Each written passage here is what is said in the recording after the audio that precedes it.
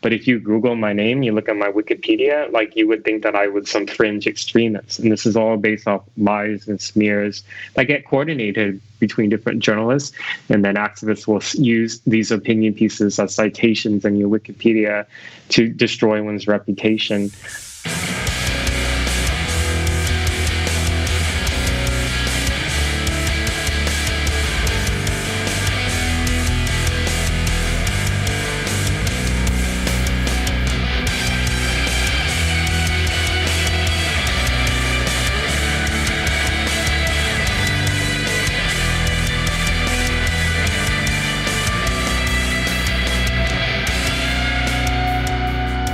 Welcome back to Posting Through It. I'm Jared Holt. I'm Mike Hayden.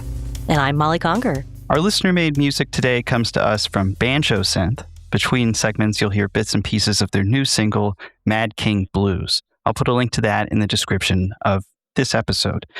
Today, we're back with another installment in our Who the Hell long-form biographical series, where we retrace the lives and careers of prominent online media personalities in hopes of explaining definitively just who the hell they are.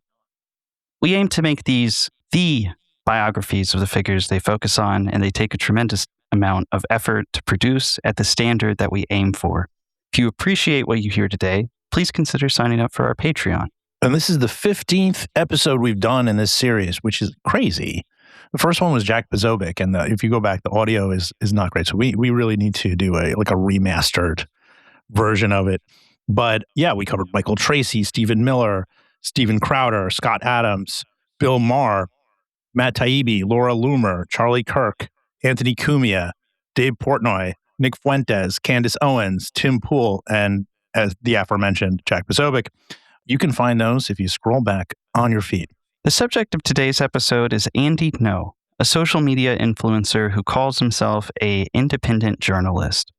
During the first Trump administration, Andy Ngo ascended to become the MAGA movement's premier source of anti-fascist propaganda, supporting their beliefs that Antifa, as it were, should be considered an immediate threat to national security. During the second Trump administration, this is exactly what happened. On September 22nd, 2025, Trump signed an executive order declaring Antifa a domestic terrorist organization and instructed federal law enforcement to focus its resources on individuals and groups that fit under a vague definition of what that means. On October 9th, the White House hosted a roundtable to discuss Antifa that featured an array of right-wing media personalities who said they had reported on and faced threats from anti-fascist activists. Seated at the table, Andy Ngo.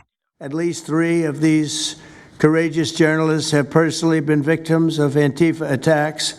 Andy Ngo has been repeatedly beaten by Antifa thugs for his work in Andy is a very serious person, too, I have to tell you. I've been watching him for a long time. Is Andy here? That's what I thought. Hello, Andy. I thought that was you.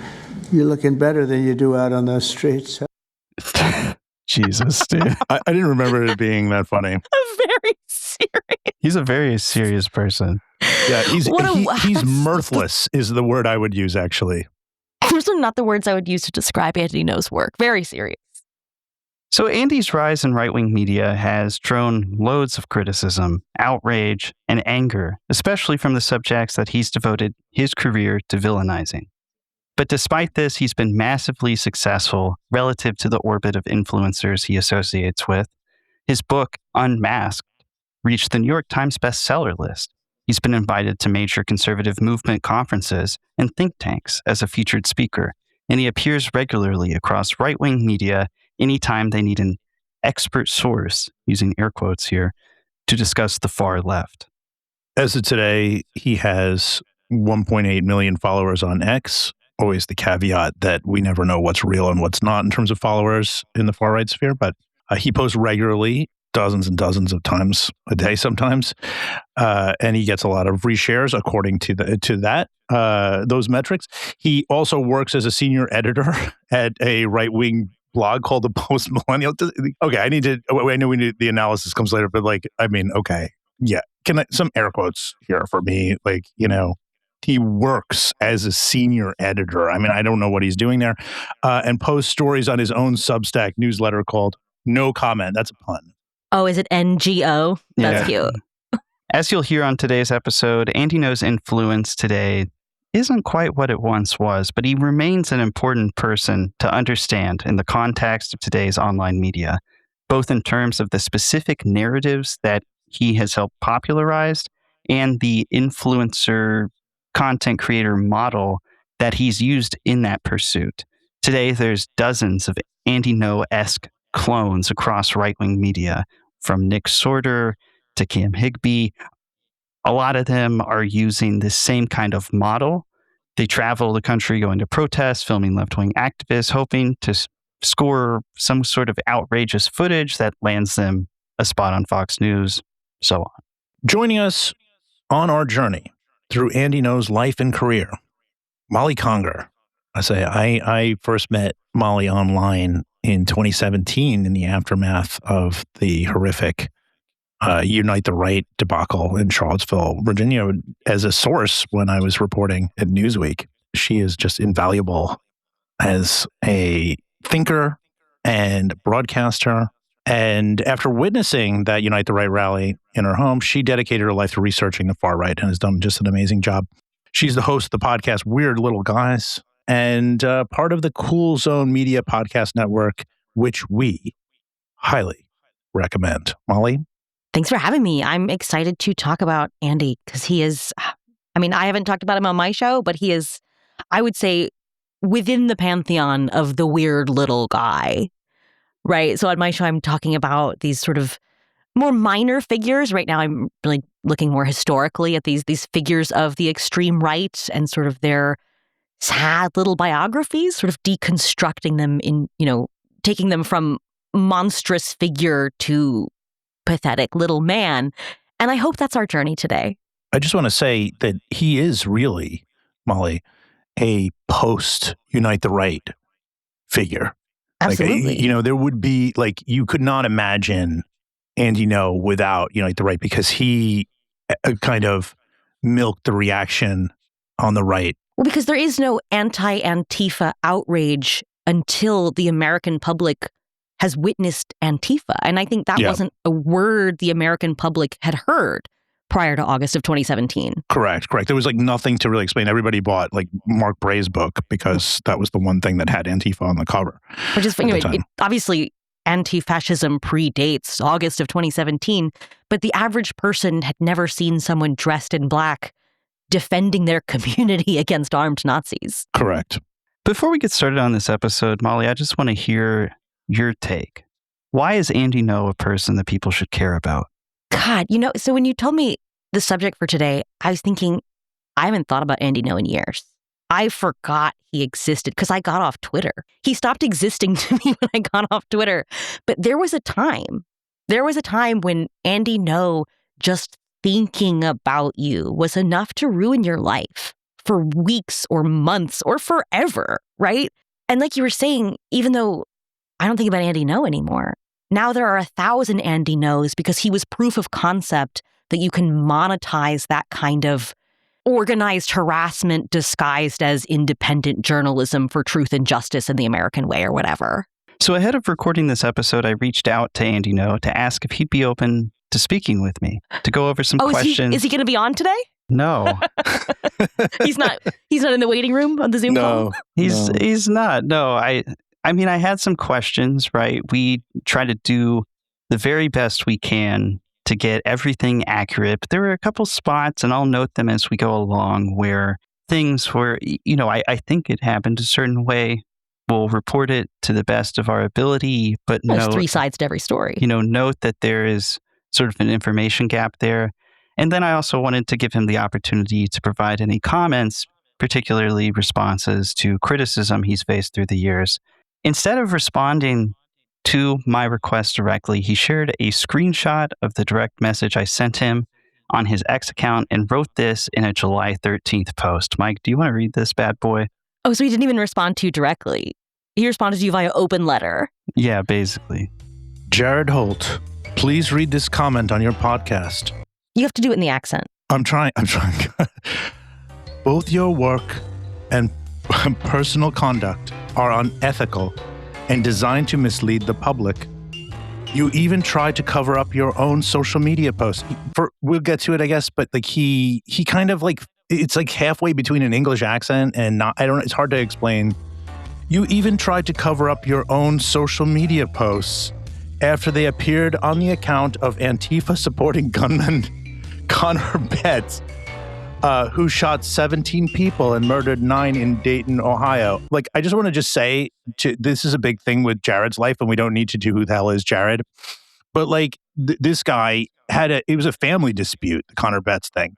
But he happened to be, online at least, a leftist. I mean, that's what it superficially, he was retweeting leftists, this guy. I'm sure we'll get to this in the story, but like, this is a talking point that Andy uses against anyone on the left who disagrees with him, because Conger Betts was just a guy who was online and was liking a lot of posts. I don't remember what Jared's post was, but it was something like, it's like check out my dog or whatever, and this guy tweeted it. No, I'll explain it in a second. Okay. Let's finish this statement that he asked that we read.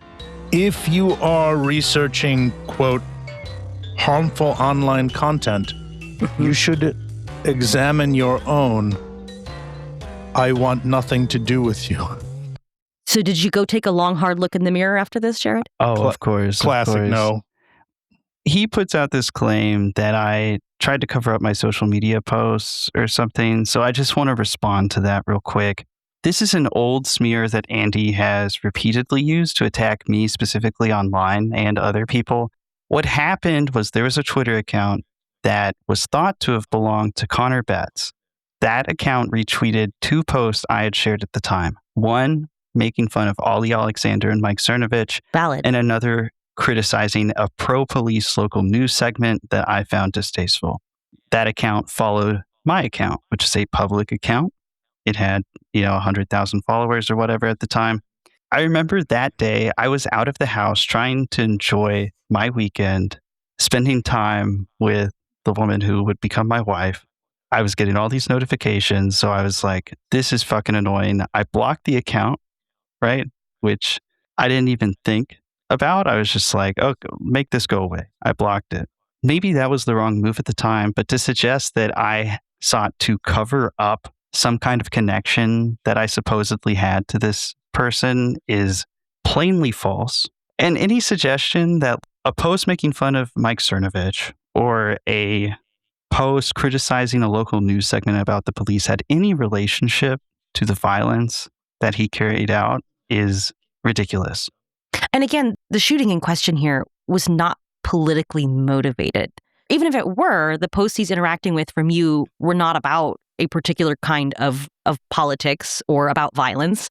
But this is just unrelated. It's just not, there's no connective tissue. It's the FBI's own assessment that Conger Betts was motivated by personal grievances, not political ideology. Investigators made no statements that how he may have felt about politics had anything to do with this shooting he carried out.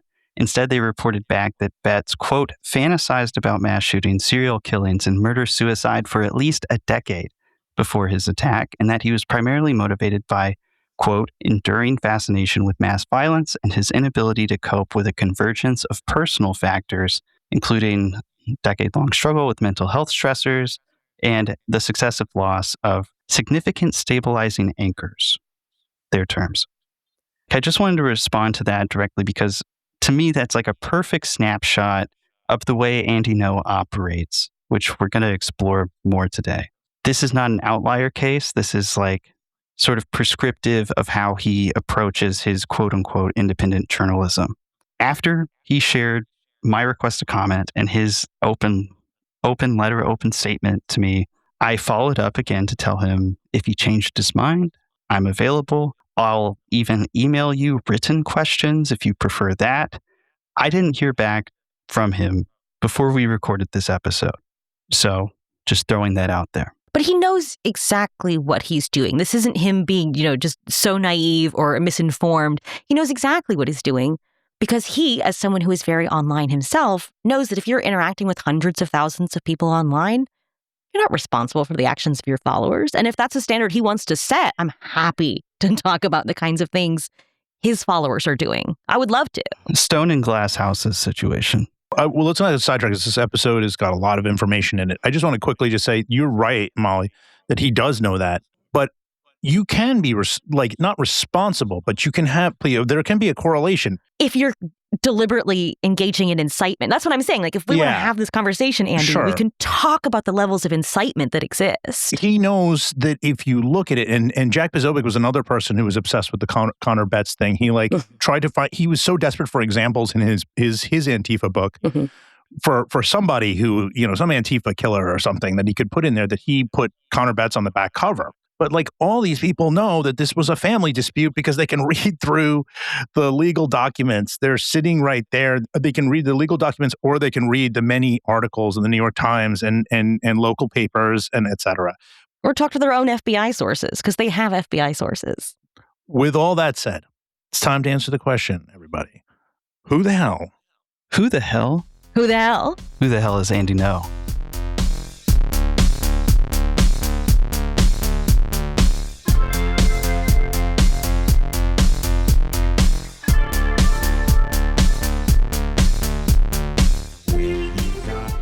In April 1986, an estimated 30 million viewers tuned in with bated breath to a 2-hour live television special hosted by Geraldo Rivera, The Mystery of Al Capone's Vaults. It was a record-setting audience that tuned in as they watched Rivera unveil a previously sealed-off room beneath the now-shuttered Lexington Hotel in downtown Chicago, which had served as the mobster's primary headquarters and residence during the Prohibition era. They thought the vault would reveal riches, dead bodies, or other crazy contents. But instead, they watched Rivera walk into a room that was mostly empty, filled with dirt and debris. Rivera and his viewers left the night disappointed, and the non-event has served as a punchline ever since. But just mere weeks earlier, across the country in Portland, Oregon, on April 6th, 2 Vietnamese immigrants welcomed their baby boy in the world. I'm talking, of course, about Andy Ngo. At the time we're recording, Andy Ngo is 40 years old. It's older than I knew. Well, big shout out to Hannah Gase, dear friend and friend of the show and friend of the audience, who did a lot of the reporting on Andy Ngo's early life and ascension. And his parents fled Vietnam in 1978 after escaping forced labor and re-education camps after the end of the Vietnam War, when hundreds of thousands of Vietnamese people fleeing communist rule risked their lives in boats on the open sea in search of a better life. The United States took in more than 1 million refugees from Vietnam, Cambodia, and Laos and resettled them across the country. And I should just point out, that's a really heartwarming story about refugees.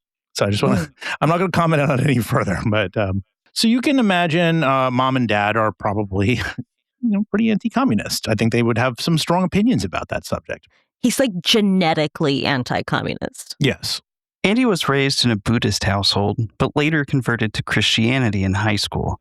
But that conversion didn't last long. He would later abandon his faith for atheism and spend years voicing criticism against religion online. More on that in a second. He attended the University of California, Los Angeles, or UCLA, where he graduated in 2009 with a degree in graphic design. He volunteered with AmeriCorps. It seems like a pretty normal college experience from what we can tell. He graduated straight into an economic recession and struggled to find work. Bumped around a few different gigs back home in Portland. At one point, he was taking photos for a car dealership. And after graduating from school, he came out as gay. On a since-deleted Reddit account that we found partial copies of using the Internet Archive's Wayback Machine, Andy Ngo appeared to be struggling with body image issues after college, circa 2013. Writing at several points he felt he was too ugly and overweight to attract men. He also left a few comments on subreddits discussing his preferences related to gay pornography. It's sort of a sad picture of where his life was at the time in regards to his self-esteem, but nothing extremely out of the ordinary or something that we want to shame him for. But it does kind of set up some things that will come later, which is why we're mentioning it. But at this point, things are still pretty normal. So things started to get interesting around 2013 when he started sinking his teeth into a growing new atheist movement. And Andy Ngo's faith in Christianity crumbled at that time, and he glommed onto this particular thing. So what was the new atheist movement? The new atheist movement I'm going to butcher this. People are going to yell at me, but I think the simplest way to understand it is it was like the Richard Dawkins type of atheism that was very online. It was very Reddit specifically. It was like a surge in popularity of atheism and agnosticism. And I think very important to point out that a motivating like undercurrent in a lot of new atheism is just Islamophobia. A lot of the leading voices of new atheism, they're not Correct. against all religions equally. They like extremely virulent Islamophobia is a real undercurrent in a lot of their work. It's interesting that you mentioned that because around the same time as research I've been doing separately, around the same time, like Steve Bannon is kind of threading what would eventually become MAGA, right? And it's all from his, when he overtakes Breitbart and he kind of reframes it. And like the whole thing in his mind, and this is simplification, is just basically like this crisis of civilizations. So you have both atheists, like Richard Dawkins, who is to me quite a comedic figure, and people like Steve Bannon, who's a Catholic nationalist, framing the world in these kind of like, they're coming for you, like they're coming and they're gonna put you in a burqa. I think if these new atheism guys had talked about Judaism the way they talk about Islam, there would have been task forces to put a stop to it. I mean, it's gross. So Andy started volunteering, doing some photography work for a anti-religion nonprofit called the Center for Inquiry in 2013. This will come back up later. In social media posts included in Hannah Gay's her 2019 Jewish Currents profile of Andy Ngo, he's seen making a host of anti-religion comments on that now deleted Reddit account we mentioned, and in since deleted tweets.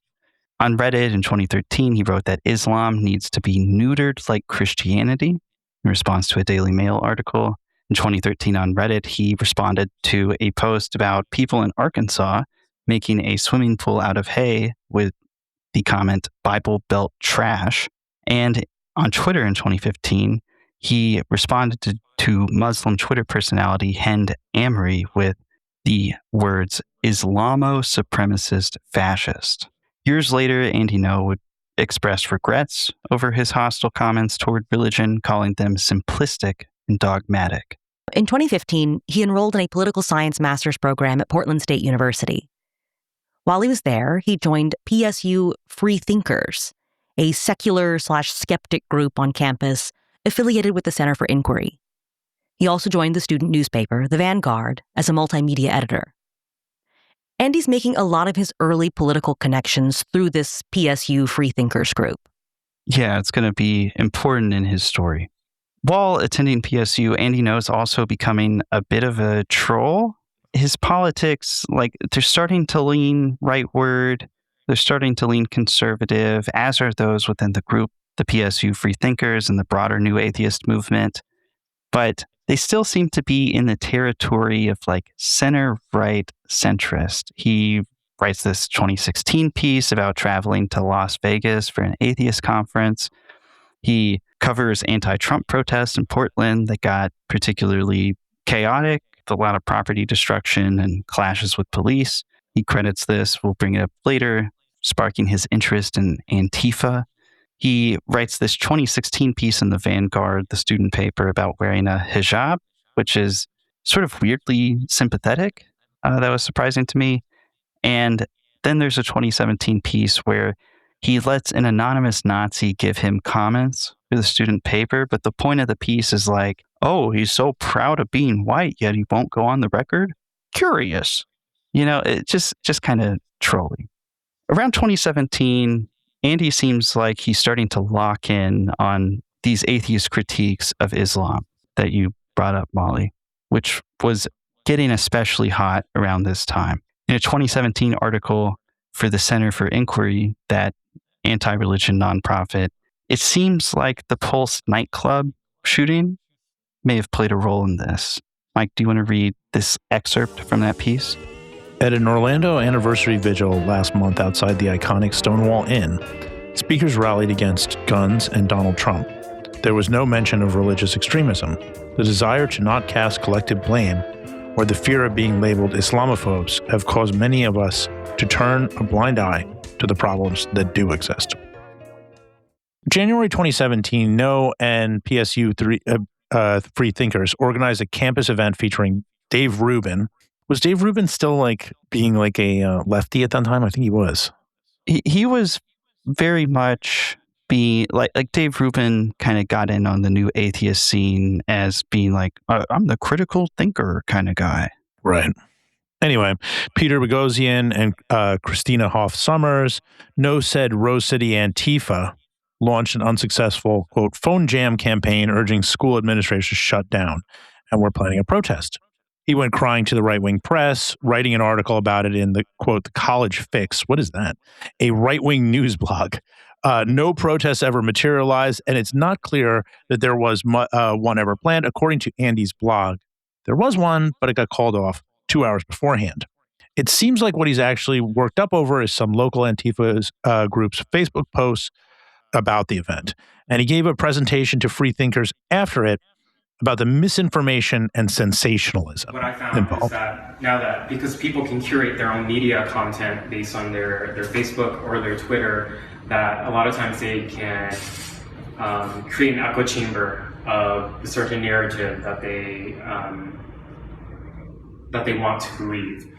And journalists, from what I've noticed, even the most professional ones have been quite egregious in a lot of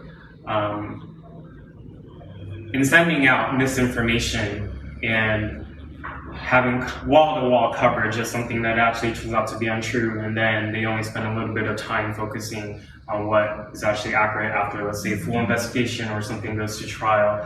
And this is something that I'm very critical of, that I notice people, some of my peers, and then of course those who do it professionally.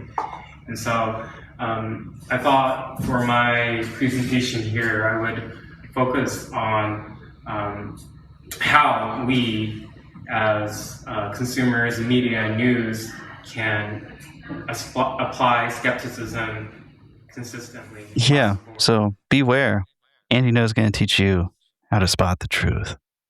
It's so interesting to look back at how he's always done the exact same. It's like it's the same playbook every time, right? You have this event, you see a couple of posts about people saying they don't like your event, and so you go crying publicly saying, this big bad, like huge, behemoth organization, this underground secret group of communists is trying to stop me. They're trying to. And it's like you saw a Facebook post from someone who said they wished you weren't doing this, and then you invented this story about how organized opposition is trying to thwart you. It's always been that way. It's posts of people being like, we got to shut this down. This can't happen. And then being like, there must be a very complex terrorist plan to explode my event. Well, I guess we'll get to this, going chronologically, but this reminded me of something he did to a friend of mine in 2023. We have a strange cameo coming up here because in April 28, 2017, Andy helped organize a Free Thinkers event with Chadwick Moore. This is a deep cut for the audience here. I don't remember this guy. I vaguely do. And he wrote in the College Fix again to complain about student protest against the talk and hecklers at the event. Moore had been facing heat at the time for writing a profile of Milo Yiannopoulos. Wow, another guy I haven't thought about in years. He's still around, Oh yeah, he's still around. Well, because of the second Trump, election. That's why he's still around. That's why everybody's still around. Right, like we're just doing 2017 again. Yeah. It just went on too long. In Out magazine, and tried to make himself sort of a diet Milo after the backlash.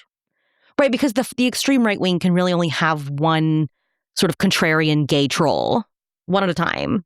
So September 2017. Andy No published a piece at the Center for Inquiry where we start to see him explain his shifted priorities away from criticizing organized religion and towards criticizing social justice protest movements. He writes that most of the country is atheist at this point, right? It's like, double-digit polling, 30-something%, but that a new threat has reared its head. And I think this excerpt here this 2017 blog post is fairly revealing and setting up kind of the heel turn or like explaining his shift towards like really antagonizing social justice movements. Molly, do you want to read this one? At PSU, discussions about God, creationism, Darwin, or other atheist topics drew little interest. Why would it? There was already near consensus on these matters. Instead of declaring victory, our group members found that dogmatic, unskeptical ways of thinking manifested themselves in different ways. On PSU, but also other campuses, many students are hostile to open inquiry and free speech in the name of intersectional social justice. Words are equated with actions, and therefore hurtful language needs to be curtailed.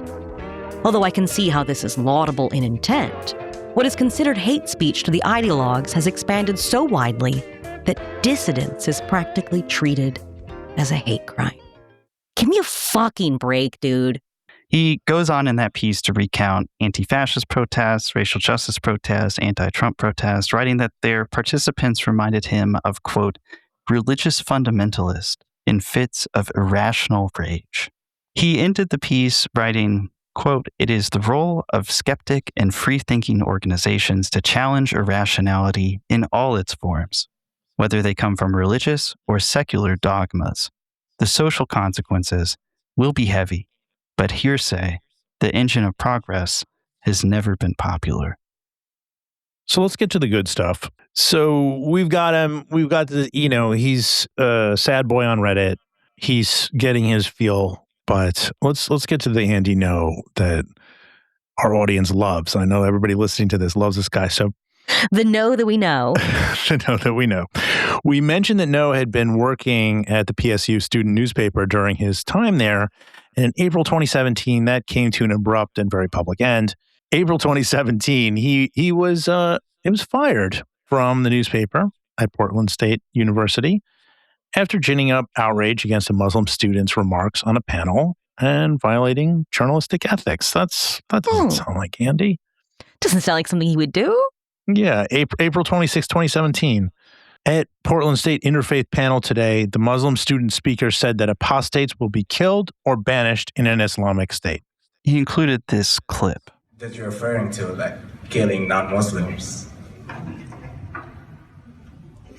That is only considered a crime when the country's law, the country is based on Quranic law. That means there is no other law than the Quran. So in that case, you're giving the liberty to like leave the country. You can go on a different country. I'm not going to sugarcoat it. So you can go on a different country, but in a Muslim country, a country based on the Quranic laws, disbelieving or being an infidel is not allowed. So you will be given the choice. 2 hours later, he posted a longer clip with more context showing that the speaker was answering a question and explaining a perspective. But Breitbart News aggregated Andy No's post into a story the next day. The headline read, "Watch, Muslim student claims that non-believers will be killed in Islamic countries." It included this bit. No claims that the student wasn't merely expressing the realities of country led under Quranic law, which the speaker says yes, he was, but rather expressing his personal perspective on punishment for apostates as an inherent to the faith. On May 1st, 2017, the student paper ran a piece clarifying the clip Andy No posted and giving voice to the event organizers' concerns about his safety after being highlighted on Breitbart News.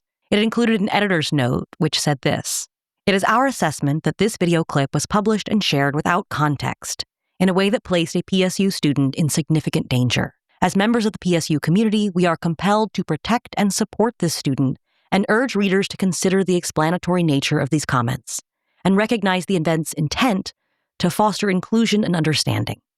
What could have been a dialogue of mutual understanding became a source of pain and fear for some of those involved." No said he was fired from the student paper for sharing the clip 4 days later, writing about it in a May 12, 2019 article for National Review, saying in part, "4 days later, the editor-in-chief of my school newspaper called me into a meeting. The paper's managing editor was also present. They asked me about a Breitbart piece describing the event. It was the first time I'd seen the piece, which included my tweet and a tweet from one of the panelists.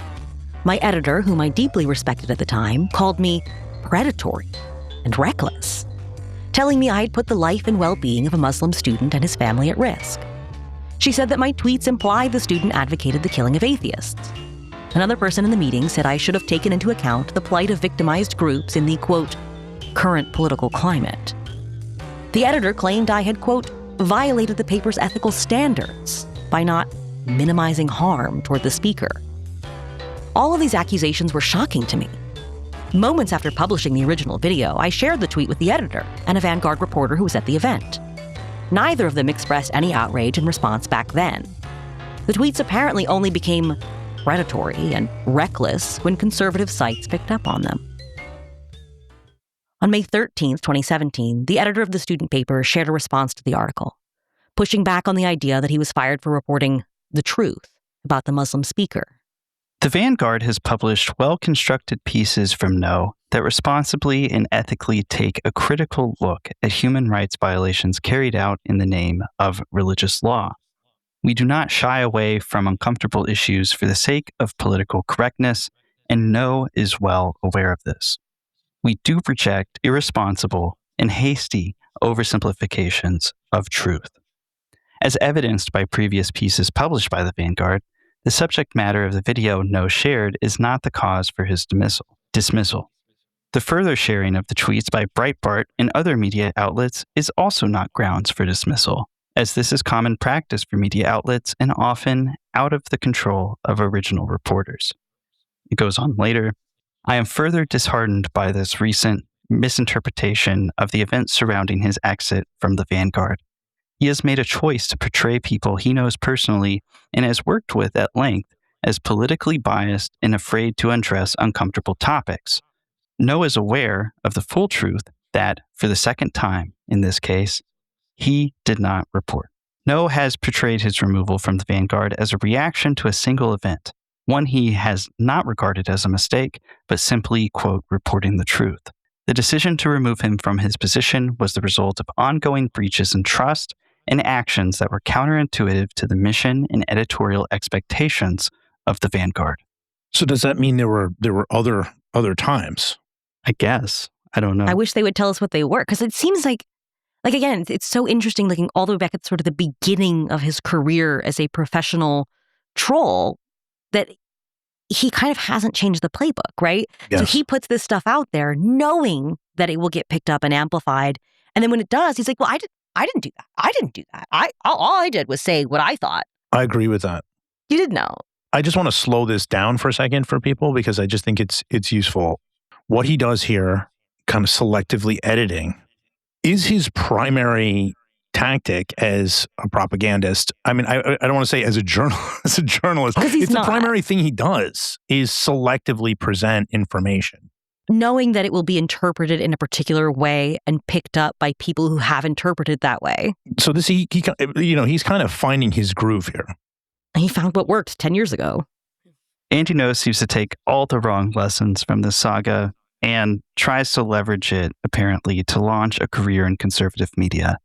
On May 20th, 2017, he hosted a Ask Me Anything thread on the now shuttered subreddit, The Donald, which is just a Trump subreddit. It was notorious for not having a downvote button. So its posts just like swamped Reddit with worship of Trump. When asked if this saga changed him at all, he wrote, I was taught to be scared of conservatives and conservative media. I'm no longer afraid. He describes himself as a classical liberal in one reply. In another, he writes, I was always politically ambiguous. Some people and former colleagues perceived me as a moderate. They could smell it. That's practically a hate crime where I'm at. What does that mean? Why is he saying everything's practically a hate crime? Well, he doesn't. We'll get into it. He thinks hate crimes are mostly fake. But, when you hate him. Yeah. A hate crime is when you hate Andy No and everything else is fake. He closed out the AMA session with this comment. I hope that we can all see the humanity in the people we don't know or understand. I extend my solidarity and empathy to the Muslim panelist who said he feels threatened by what happened. I reject and condemn any harassment or threats he may have personally received. I extend solidarity to the apostates of Islam around the world who, like myself, must have the right to express themselves as they truly are. That's like he would never do that now. No. This. No, he would never apologize to a Muslim now. Yeah, he would never apologize to anyone. He also gave a since-deleted interview about the incident to the Clarion Project, which is an anti-Muslim nonprofit. Interesting choice. Yeah. Later that year, Andy Ngo was brought on as an editor at Quillette, where he wrote about higher education issues. As I mentioned, hate hoaxes. That was kind of one of his early bags. And would write about right-wing speakers going to college campuses, particularly the Jordan Petersons of the world, those that the Quillette audience favored. But more on that in a bit. February 17th, 2018, he goes on an event with free thinkers hosting James Damore, a Google employee, and there's another name from the past, who was fired after writing a manifesto dragging the company's views on diversity and gender. This guy was like a brief MAGA celebrity, if I recall. It shows you how disposable people are. This is another opportunity for him to lean into antagonism around counter-protests. So through some connections it seems like he made through PSU Free Thinkers, Andy Ngo starts writing occasional columns for the Wall Street Journal. On November 9th, 2017, his opening salvo was a piece called An Atheist Can Respect Prayer, which is about how he met a woman in a church who was nice to him, and it made him realize that mocking religion was maybe in poor taste. He followed that up with a piece, Antifa Rages Against Google's Dissent, which is about opposition to this protest with the Google employee. May 31st, would you like some strife with your meal? That piece is about how social justice supposedly ruined Portland's culinary scene. Insane. August 3rd, 2018, anarchy breaks out in Portland with the mayor's blessing, arguing that Portland's mayor was complicit in radical far-left violence in the city. Just I want to interject really quickly. So this was almost 10 years ago now. So if you don't remember 8 years ago, or if you on the other side of the country from Portland, remember he's writing these things about like far left, Portland far left mayor, whatever. This is all happening against the backdrop of these repeated violent incursions in that city by neo-Nazis, right? So when he's writing about like, the mayor is letting the far left run amok, he's talking about people defending their friends and neighbors from these repeated public demonstrations by neo-Nazis. You can't leave that part out, right? That this is occurring against the backdrop of fascist violence. Well, you would think so. You would think you couldn't leave that out. But that's never part of his story. But I want to make sure the listener, because this was a while ago now, people don't remember what it was like when every couple of weeks Nazis would just show up at a bar and beat up an anti-fascist. Yeah. And yeah. In some cases murder them. And we're all on the East Coast, but like people who are in the Pacific Northwest, that's where he was living at that time, and they know what that was like. I mean, it was whether it was neo-Nazi or otherwise, there were angry right-wing groups targeting, major cities like Portland. But in Portland specifically, it was frequent, and it was ground bad. zero. Like the violence was very real on a week-to-week level. And so the way he's writing about this without including any of that, it's dishonest, obviously, but I just want to make sure the listener remembers. On August 29th, 2018, he ran a piece in the Wall Street Journal called A Visit to Islamic England. Oh, that shut was the fuck up. All about the supposed Muslim takeover of London. That piece drew a metric shit ton of criticism for its inaccuracies.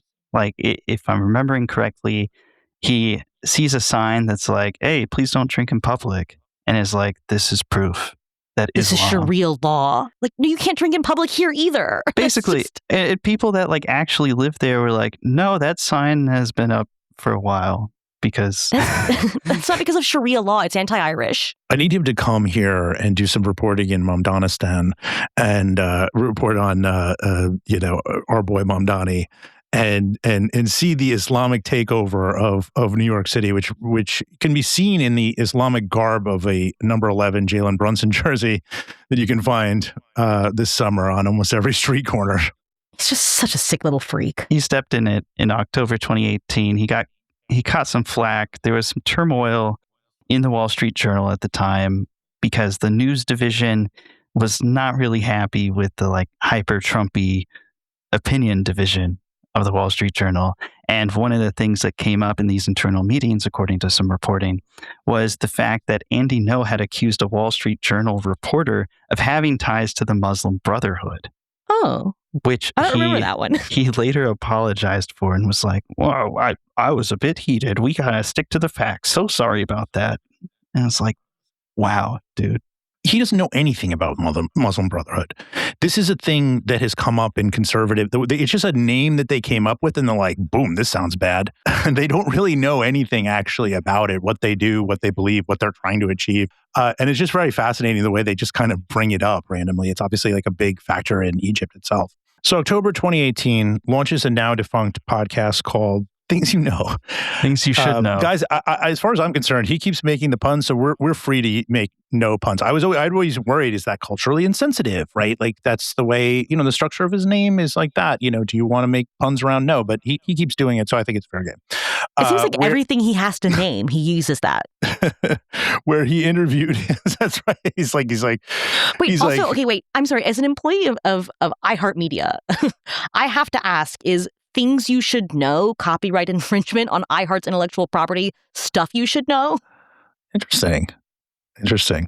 Where he interviewed a handful of far-right and classical liberal people. It appears that many episodes of the podcast have been taken down. Yeah, I was looking through, trying to find archives of these podcast episodes, and it's different episodes in different places. There was one that featured Faith Goldie, the fucking hell yes. white nationalist podcast. Deep cut, yeah. White nationalist YouTuber has been. There's one with Jordan Peterson, I believe.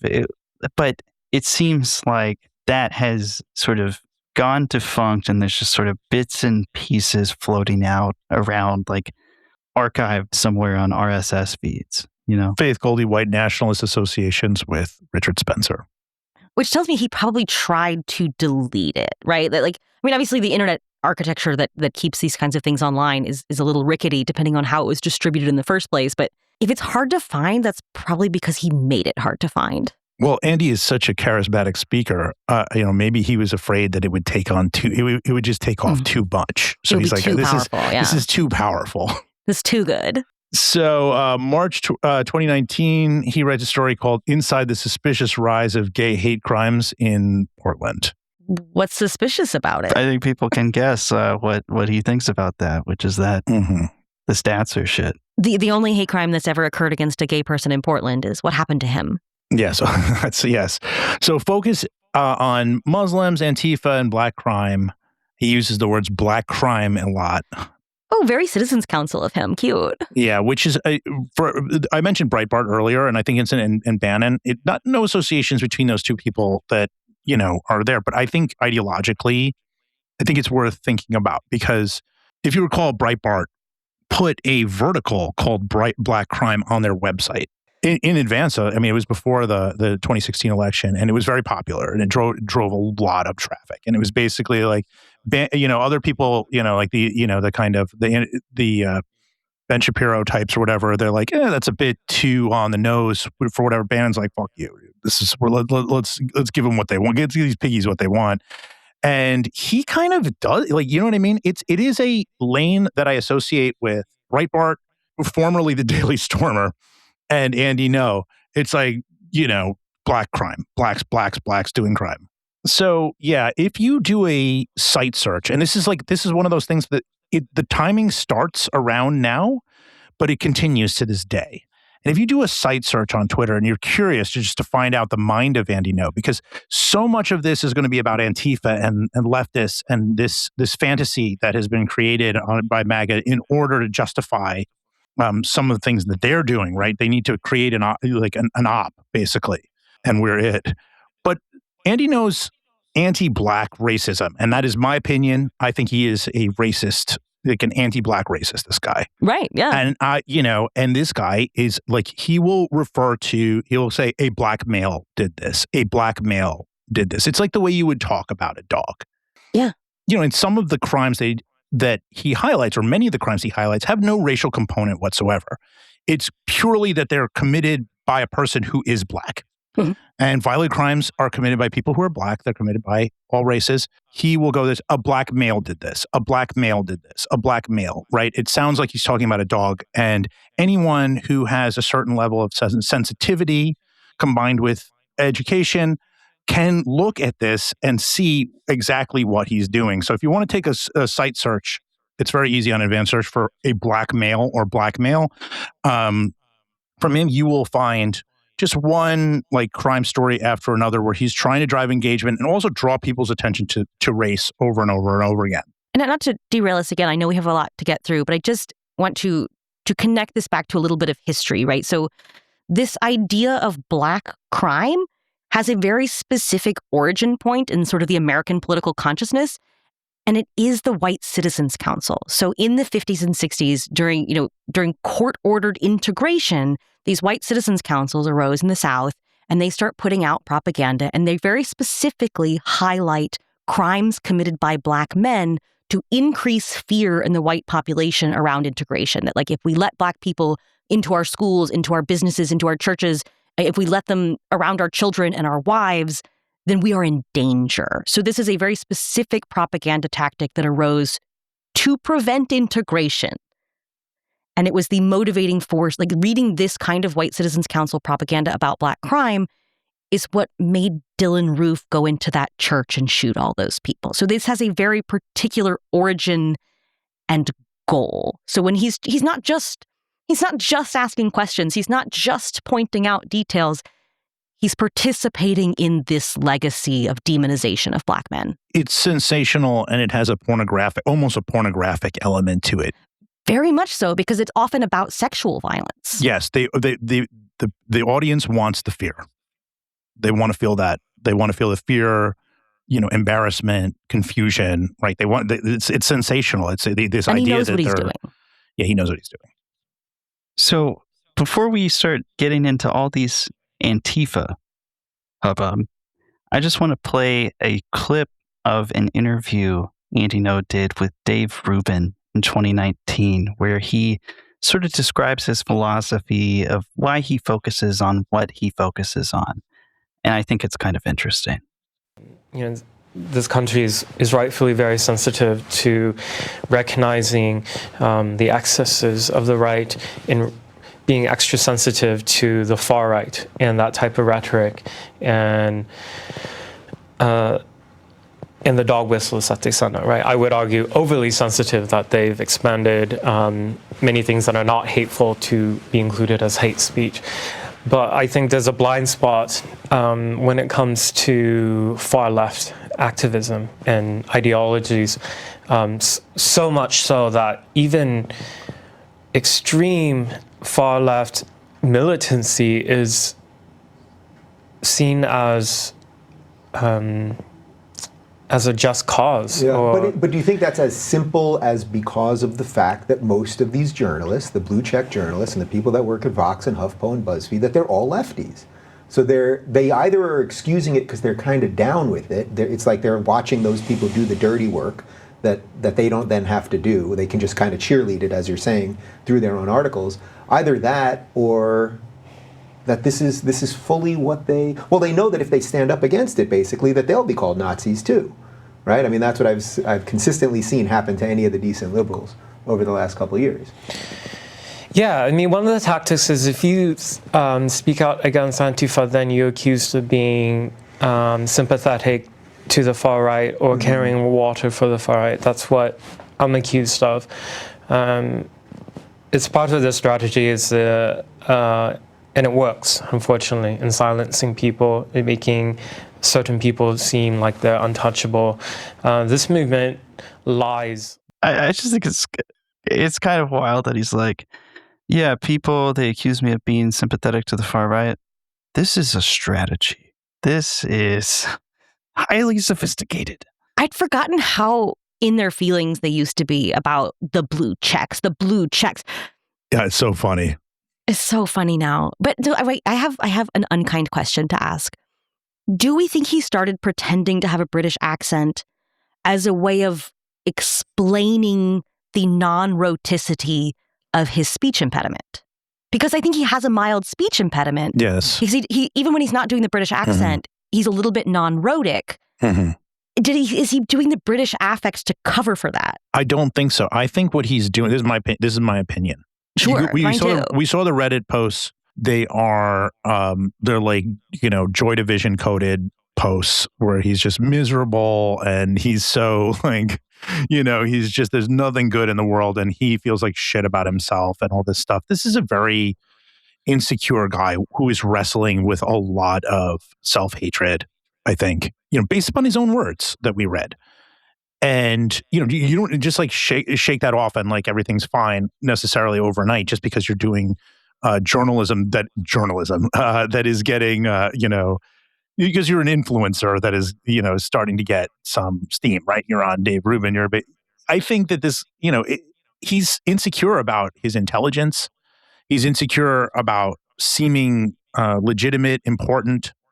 And what do they do for dum-dums on NFL Sunday when they want to have a commercial? They want to buy you want you to buy something. They'll be like, this watch has the greatest caliber whatever per second. You've never seen a watch like this, right? It's like, and then the guy's like, oh, the smart guy said something, right? It's like it's the ultimate American problem. It's like it's the one thing we couldn't shake off from the Revolutionary War. It's like right.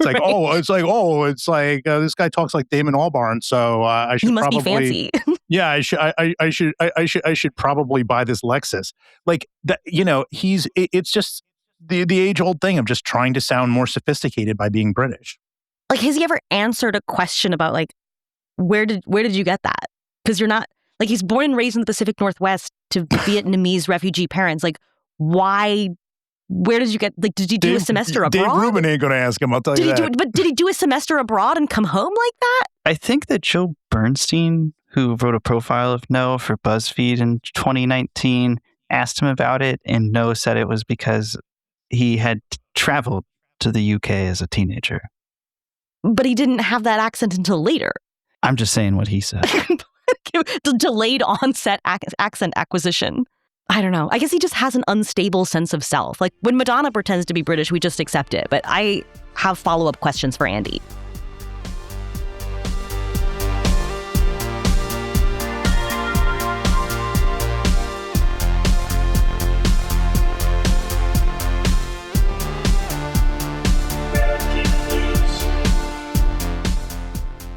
So the Trump administration is rolling along, and Andy is increasingly interested in the social backlash to the far right. So let's establish the clock here in this section. We're bouncing around on the timeline a little bit, but let's start this part around 2017, because this is where Andy knows rational centrist, I'm a moderate, really. That varnish starts to burn off to reveal something that I think is much darker, and where he starts to really make the reputation that he has today. Because like we said at the top, right, that this was the point in time where it became profitable and interesting and clickbaity to be anti-Antifa. So in 2017, No started filming Patriot Prayer rallies in Portland, which regularly drew anti-fascist counter-demonstrations and sometimes ended in street brawls between the two sides. Yeah, you were talking a bit earlier about what was actually going down in Portland. Can you summarize real quick just what Patriot Prayer was? God, it's been so long since I even thought about this era. But like I was saying, like, it's easy to forget because a lot of people didn't know at the time that, when you think of these far-right rallies in the 2017 era, you might just think of Charlottesville. That might be the only one you remember because that was the one that was in the national news, international news. Heather Heyer was murdered by a Nazi, and it stayed in the news for years because of the trials. But that rally was part of this larger trend where there were these right-wing rallies all over the country all summer in 2017. And in Portland in particular, that just kept happening. It was these repeated incursions by these groups like Patriot Prayer, and eventually Proud Boys as well, and things like that. I was never an expert on the situation on the ground in Portland. I've never been, actually. But it was this ongoing, repeated issue, and there was a lot of violence. Yeah, I mean, these groups, I think it's just important to note, because I went to Portland and covered a rally or two on the ground. A lot of the far-right figures that would show up in Portland for these events, especially as the years went on, did not live in Portland. They lived in Washington, they lived in Idaho. Some of them would even fly across the country just to be at these things. Because it became this whole media ecosystem. Yeah, it was meant to be a provocation, right? It was meant to, like, they all wanted their chance to get in some kind of fisticuffs with a counter-protester dressed in all black or whatever, land a punch, get a viral video clip, and achieve, recognition or fame. And Andy Ngo is in no small part responsible for that. Like, you remove Andy Ngo from this equation, and I don't know that it looks the same. Because people are not going to fly to Portland to get a viral video of themselves in a fight with Antifa if that's not something that can go viral because that ecosystem has been created, if that has not become a profitable and reputation-building action to take, right? And I'm thinking back, in the summer of 2017, months before the Unite the Right rally in Charlottesville, there was the Portland Max train stabbing, right? Yeah. There was a man who stabbed and killed 2 men on a train because those men were trying to prevent this guy from harassing a teenage girl in a hijab. And that man, the man who stabbed those 2 men to death, was a known figure at these far-right rallies in Portland. The young man who was stabbed and survived had encountered this guy, this particular man, before at one of these far-right rallies in Portland. He was a known figure agitating against Antifa in Portland, and he tried to kill 2 teenage girls, and he instead killed the 2 grown men who tried to save them.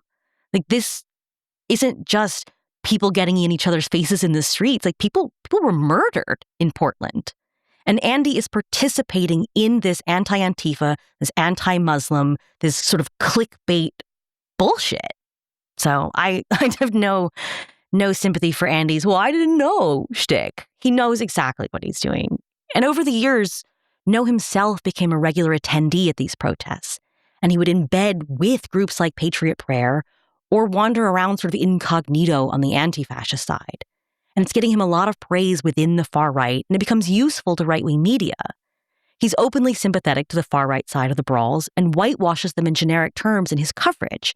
And he's openly hostile with the counter-demonstrators, both in person and then later online in his coverage. Yeah, I just think this is important to stress. When Andy Ngo is at these events, he'd be like, pro-Trump group, the Proud Boys, are holding a free speech demonstration. And then if that was shit you could still say back then, and with a straight face. And if they met some sort of resistance from counter-protesters, he'd be like, far-left terrorist militants plotting destruction. It's just so obviously tilted to the point where I feel comfortable like saying that I feel it is deliberate whitewashing. It's absolutely deliberate. Is my thought about it. Well, I would say it's either completely deliberate or he's one of the dumbest men who's ever used the internet. And that's up to him which one of those he wants to admit to being. I think both can be true. I want to point out another thing that was just happening here, and I don't want to spend too much time on this, but I just want to remind people of the context of 2018, 2019, 2020. There were a series of also around the country mass shooting events, terroristic attacks in Pittsburgh, the Tree of Life shooting that were motivated by far-right Great Replacement ideology, the anti-Semitic attack in there, which was also motivated by Great Replacement. They were intertwined there. El Paso in 2019, et cetera. So these things, this is also happening at the same time. So that the idea that the media is making too much of this, it's like, why do you think they're paying attention to it? Right? Why do you think they're paying attention to it? You mentioned that I had memory hold that stabbing thing. There was a lot of far-right motivated violence. Right. And part of that's why sort of, coming back to the top of the show, what Andy's saying about how, Connor Betts was inspired by people like you. That's why he has to try to make the Connor Betts thing into something, because in this time period, the people whose reputations he is laundering, the ideology he is promoting, is inciting some of the largest mass shootings we've ever seen. And it's just getting harder and harder to say, well, Antifa's a terrorist organization, and, you're making way too much of this white supremacy thing when there's a white supremacist mass shooting every couple of months. But coming back to 2017, he's covering these rallies, he's getting more and more attention, and he appears on Tucker Carlson on October 8th, 2018, to talk about his, beautiful, impressive, and, very groundbreaking coverage of these events. If you listen to Andy Ngo talk about how he covered anti-fascist movements in Portland, you'd be left thinking he simply showed up to public events with a camera and documented what was happening.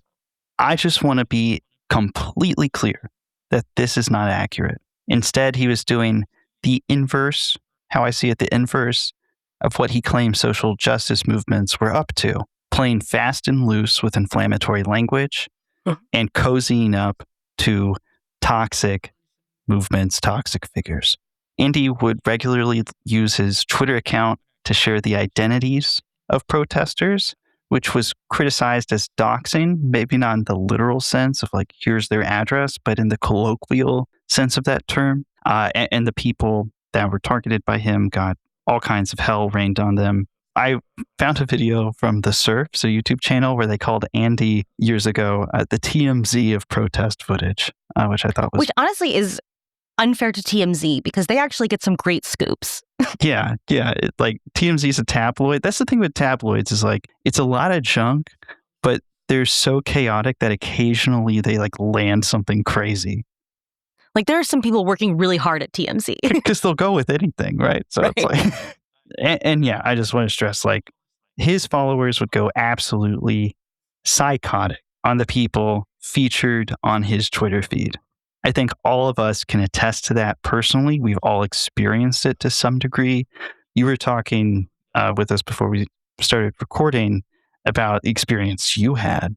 I was arrested in the summer of 2020. So during this 2020 uprising, I was covering the protests in Richmond, and I was arrested one night. And I will have you know, in his continuing coverage of this, Andy never mentioned that those charges were dropped because they were bullshit.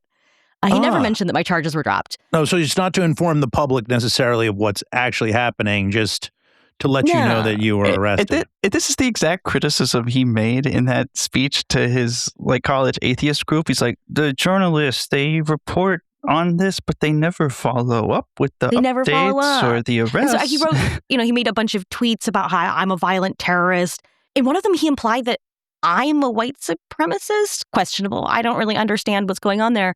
But, Andy has this defense of saying, well, I'm just a journalist. I'm just publishing that this is someone who got arrested at this violent riot, which it wasn't. There was actually no protest that night. I was in town because there could have been, and there actually was no protest that night. So I was not arrested at a violent riot. I was arrested actually on the sidewalk outside of the cathedral in Richmond. So I was tackled by police onto the steps of a Catholic church. There was not a violent riot. It was just like me and my buddy Goad on a street corner as just pedestrians outside. But so after he wrote about me repeatedly and put my mugshot online, people came to my neighborhood with printouts of that mugshot and stapled them to trees all over my neighborhood, saying that like I'm a violent terrorist, I'm a dog, I'm dangerous, and these flyers were all over my neighborhood. Like I was hearing from people I hadn't talked to in years, like my neighbors were saying like concerned. My neighbors were scared because these men were in our neighborhood stapling up flyers with my mugshot on them. God, and I'd forgotten about this. I was talking to my buddy Goat about it because we got arrested together that night. For weeks after that, I was getting repeated, like hundreds and like probably 1,000 emails of people trying to hack into all of my accounts, my email, my Twitter, my Facebook, my Instagram, like accounts I don't even use anymore, like my Amazon account. I had to change all of my passwords. I had to change the email address that I used to access those accounts. I had to add a PIN to my phone so my phone couldn't be hacked, so that someone couldn't change the settings on my phone with Verizon. It was nasty. And sure, Andy could say, well, I didn't do that. But you knew that would happen because I'm not the first person that's happened to. This is a thing where you have some sort of very passive keyboard person is throwing out names and targets, essentially, to an audience. And the audience is a much scarier version of them, right? I'm not scared of Andy, no. Yeah. Yeah. We see this with libs of TikTok, too. I was just about to say that, dude. You took the words out of my mouth. I was just about to say, literally, like libs of TikTok, for instance, you think of the Patriot Front, like, invades Pride in Coeur d'Alene, Idaho in 2022. It's like, she's not in Patriot Front. She's a Jewish lady from Brooklyn. And, but she throws the names out there and everybody's like, thank you for the help, Just thinking about it all over again, I realized by coming on this episode, because you upset Andy by asking him for comment, he's going to listen to this. He's going to remember that I exist, and it's going to happen all over again. Oh, yeah. It's going to happen to me all over again. And I know that.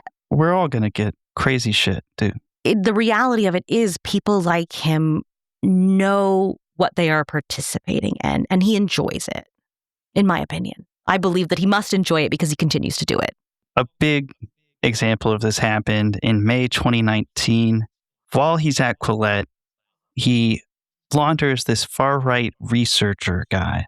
His name's Owen Lenihan. Owen Lenihan, also known as Progdad. Also known as Prog. God, about the Progdad controversy. We don't have time to go into the whole Progdad thing, but this is basically a very foolish man, a very foolish Irish man. And, on my father's side, we're Irish, so I can say that. This is a foolish fellow who did a little performance as a fake progressive guy, and then, would post with like the original Groypers. These were like pre-Nick Fuentes-led Groypers, if you recall. And like they would be online and be, saying slurs and all this stuff. And that was his basic audience. He was in a big chat with all these guys, Lenihan. Yeah. This is a chat where people are talking about like turning Jewish people into lampshades and stuff. Yeah, how could he possibly have known that this wasn't a good place to be? He interviewed Paul Nehlen, who was like a fucking throwback to the past. Like Paul Nehlen, by the way, who has penitentiary eyes. Like, I mean, the dude is looks like he looks like a trained killer, and his posts are. In theory, if we killed all these people, No. Do you know? Paul Nehlen once spent an entire day posting on Telegram. He was out in the woods. He lives in Wisconsin. He was out in the woods hunting in Wisconsin. And all day long, he would update his Telegram account with what he was doing. So he's in his deer blind, and he's posting a picture of the trees, and he gets a deer in the sights, and he posts a picture of the deer, and he names the deer Madeline. That's my legal first name. He names the deer Madeline. And then he shoots the deer and he posts a picture of the deer and he's talking about killing Madeline. And then he guts the deer and he doesn't gut it normal style. He hangs it up like an old-timey lynching photo and he's talking about gutting Madeline. And then he's just posting all of these pictures of like the deconstruction of the deer. And then he's making sausages out of it. He posts a picture of like the sausage grinder in his kitchen. Jesus fucking Christ. At the end, he spells out in sausage meat on his kitchen table, Molly. Oh my God. Holy motherfucking shit. I was about to say. The only time I've ever called the FBI. This is like, what if Ed Gein had a Gab account? And like, that's what it was. He followed that up by posting a picture of himself in a ghillie suit, pointing a rifle at the camera, saying he was going to come to my house. So that is the only time I've ever called the FBI, and they did not call me back. So this is who this guy's hanging out with online. Okay. But he gets this wise idea one day that he's like, I'm actually a researcher. I'm a researcher. And all of that was research. And check it out. I am using an open source data tool, and I'm going to see, journalists who follow Antifa branded accounts and what accounts they follow and stuff, and create these very sophisticated network analysis. Do a very amateur, like first week on the job, like tutorial how to use a network graphing tool sort of analysis of like, well, it seems that, Michael Hayden and Jason Wilson at The Guardian follow a lot of these Antifa accounts and they follow them back. Like, whatever, that's fine. That's not impressive. I don't give a shit about that, right? Wasn't the whole thing at the time of like, who I follow on Twitter is not an endorsement, right? Like, whatever. But he takes it a step farther and is like, and this is evidence that there is a Antifa to journalist pipeline network. Says the guy in a group chat with Paul Nehlen. Mike, you were on this list. I was, and I was. So was I. Oh, you were? Yeah. Oh, wow. Well, I was number 2 behind Chris Mathias. And I just want to say that is obvious anti-Arab racism. I love Chris, but I want to recount from that, if I may. But if you would like to, I'm going to slip a little ad in like Ben Shapiro does so seamlessly on his show. If you'd like to see the number 1 and number 2 Antifa journalists from that list speak at New York University, you are going to have an opportunity to do so. The ultimate heavyweight battle with Jared Holt hosting, and sometime in October, we'll give you more information. Jared Holt, the last centrist in America. He's the last centrist in America. Yeah. You and Andy know, the only two centrists. Yeah, I mean, it was crazy. I mean, it's like, I can tell you like what my connections to Antifa were back then. It would be like people would DM me stories. Like, Yes. they'd be like, you need to check this out. Look at this guy or whatever. Like, it's not like I get these, get text messages or signal messages from people or DMs on Twitter and be like, and we're like, yes, let's plan some sort of Antifa violence together or something like that. It was literally like... No, because in that era, there were very few journalists who took the threat of fascist violence seriously.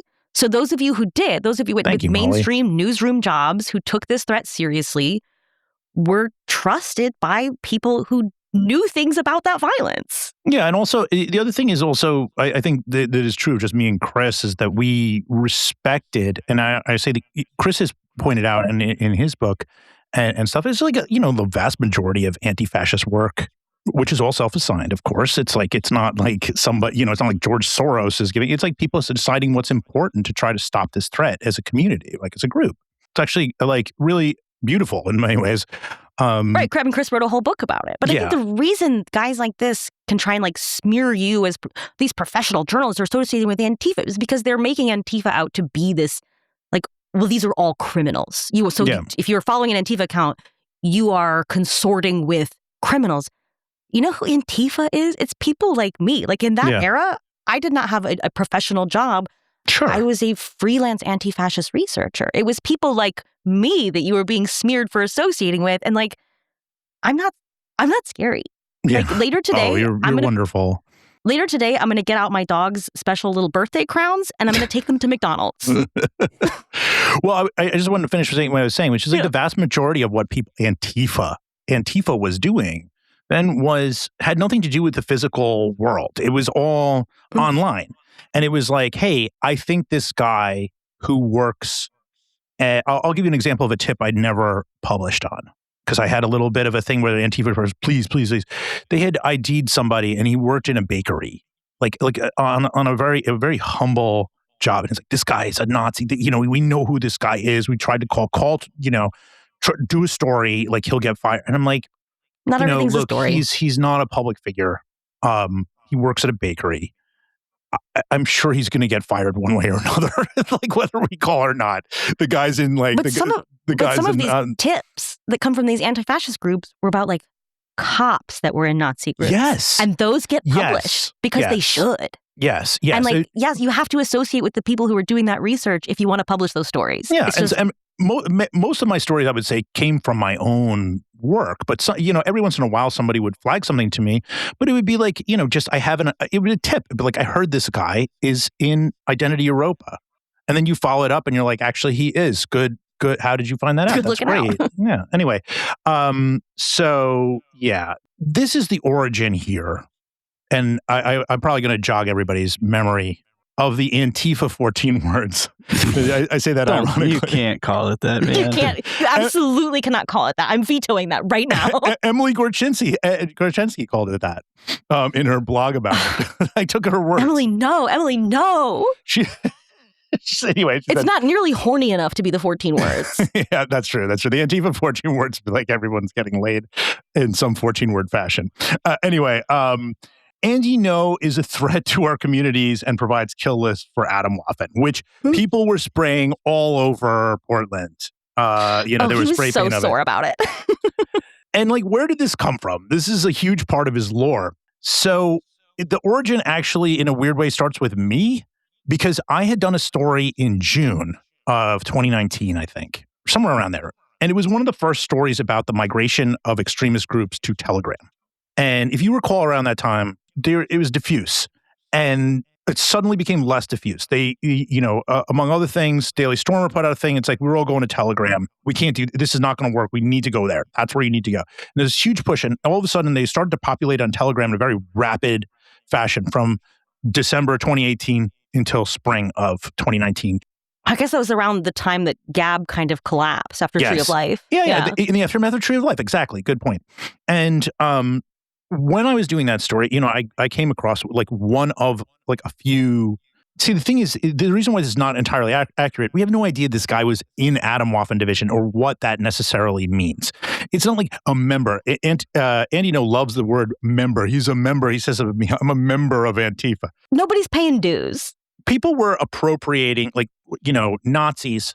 And some of these people were genuinely scary, really whatever. Some people were people who, you think are like, have some mental health difficulties and become obsessed, right, with Atomwaffen Division's symbolism and stuff like that, and they start posting about Atomwaffen. I saw it all different kinds of person. I don't know exactly what this guy's full deal was. I think we found out that he was in the Midwest eventually, but I found this one thing, and it was a wild video. It was like a little over a minute, and it was Molly, were you on the second kill list? You were in the second kill. I think Jared was on the second. Were you on the second kill list? I think I was. Again, I want to recount. I'm tier 2? Tier 2 kill list? They're like, oh, forgot some people.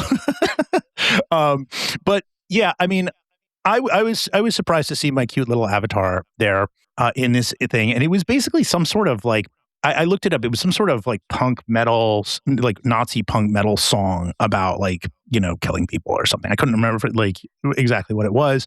It's so funny that like this should be a clearer memory for me, and it's just not. There was a lot happened, and, right? and there were these like gunshot sound effect type things or something, and like there were like bad Photoshop of us like getting shot in the head or something. Yeah, it was just like a rotating thing of pictures of like our avatars. I was like that type of thing. I want to stress right away that when I found it, I was like, this sucks. I was not like, oh my God, Atomwaffen Division is coming to kill me. I had become quite accustomed at that time to people telling me that they wanted me to die. So in different ways. So on the far right. I'd received much more personal Photoshops. Yeah. So I had to figure out what to do because this guy had a lot of Atomwaffen Division affiliated imagery in the thing and on his Telegram in general. And I did two things, which is one, I flagged it to Southern Poverty Law Center's security team.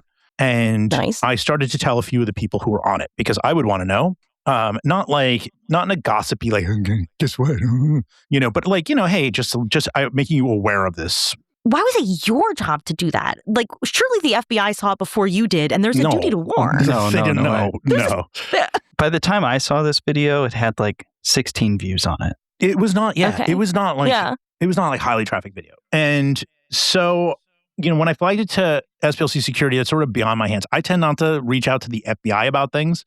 So, but like they did. And they have what are they going to fucking do? They have a direct line, Southern, at least they did with FBI's count. How'd that work out? No comment? No, seriously. No, you're like, that's a different podcast. But they had a direct line to FBI's counterterrorism division, and that's where it went. And some of the people who were on it posted about it. Like, you see what they're trying to do to us. They're trying, and they were upset. My personal thing was like, when the threat is about me, I don't say anything. Like, I've gotten some really we all dark process shit. it differently because sometimes you need to process it externally. And I think I'm at a place in my life where I don't need to do that anymore. And I see maybe that does more harm than good. But there was a time in my life where I didn't feel that way or I didn't know better. I mean, we all process being on the kill list differently, Yes. In my book, Strange People on the Hill, I report out a couple of them that were really salient. But like at the time that they happened, I did not. I just didn't. I just thought that like I don't. What if this guy? If I do this, it's going to. It increases the likelihood he's going to do something to my sons. Right. Well, and sometimes that's my main it sort of validates their delusion, or it makes them feel that they're getting that's the traction. Other thing too. Good point.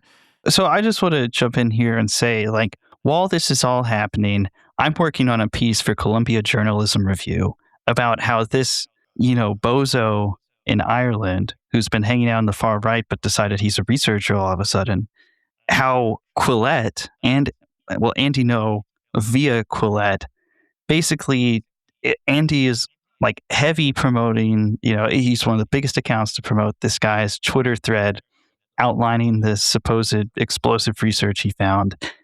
Owen Linehan gets to write for Quillette. Obviously, this research is just like, it doesn't show what they say it showed, and it generated like all kinds of nasty shit for the reporters that were named on it. So I'm writing a piece about it. My editor at the time is like, hey, people are posting about this kill list thing. I watch it, and I'm like, this is the same list. It's the list that Owen Linehan came up with. It's the same picture. It's the same pictures. It is like this was the source material for this threatening video that's now that, some neo-Nazi or somebody who has an affinity for a violent neo-Nazi group has made. So I included that in the story, and holy shit, it pissed them off so bad. Too bad. It pissed me off to be an unwilling participant. I'll talk about that more in a second. But well, I'll just say, Andy picked up on the fact that some people, had been talking about this. And so Andy, if I recall correctly, went onto Twitter to just basically to suggest that that people were making this up or whatever. And obviously it really bothered me because I've been following Andy for a while. Yeah. It had been really bothered me because I'd been following him for a long time now. And, just sock account, like seeing him. And it had been building up for a while watching how, corrupt this guy was, just in terms of, just the way he manipulated information. And I happen to think, it's like, I know it's real. I know it's motherfucking real. I watched it. I'm the one who, you know what I mean? I'm the one who found the motherfucking thing. So I got, I remember I was at the barber in Jackson Heights. I was living in Jackson Heights, and I'm texting Andy. I get Andy No's thing, and I'm like, hey, Andy, how you doing? This is Mike Hayden. How's it going? Listen, man, like, this thing is real. This is real. And I'm just asking you, I want to put aside, like, I don't remember exactly whatever I said, but like, it was basically like, let's put this stuff aside, everything. And just, this is real. Let's just try to inflame this by making it as, a bigger thing than it needs to be or whatever. Like a good faith effort to let him be a normal human being about it. And he was, of course, distancing himself, pushing back, whatever. I can't remember exactly everything he said. And I'm like, all right, man. He's like, he basically wanted proof. He wanted me to show him the video. At that point, I can't remember if the video had been taken down. I can't recall what had happened at that point. But I was like, look, here are the emails with FBI, with SPLC's security team. Like, here's where it was forwarded to whatever. I cut out email addresses, I think, because I don't want to get Andy No to get any kind of people's contacts. And again, resisting this information, not exactly going back and deleting old tweets, if I recall correctly, and just, pushing back in general. I remember getting out of the barbershop. It was back when, like, there was a gap in the conversation after I got my hair cut, and I got out and I was like, hey man, I'm going to give you a call. Let's talk on the phone about it, right? Because he had recently texted me, so he's near his phone. And I called him, didn't answer. Called him again, didn't answer. I was like, hey man, call me back. And I can't remember what he texted back, but it was just so passive. This is my impression, at least. It was very passive. I had tried to get him on the phone a couple times. And I feel like that sums up something about him to me, which is like, I never, in all my years, and I've done a lot of stories. Unlike Andy, I've broken a lot of news. I have never in my life pushed back or declined an opportunity to speak to one of the people I covered. Mm-hmm. Jason Kessler called me essentially to harass me, right? I mean, he was doing journalism for VDR. Oh, yeah, of course he was. Yeah. Journalism, I'm a journalist. Like, the 5 gears in his head turning. And, what do you think? I just hung up on him? I mean, he got my blood pressure up. I had to lift weights immediately after the call. I was so angry. No, because you are doing your due diligence and getting all the information that's available to you. So the whole point as a journalist is to get on the phone. I mean, if you have an opportunity to speak to one of the leading Antifa journalists, according to you. Right. Well, but he was probably really scared. He was probably scared because you're scary.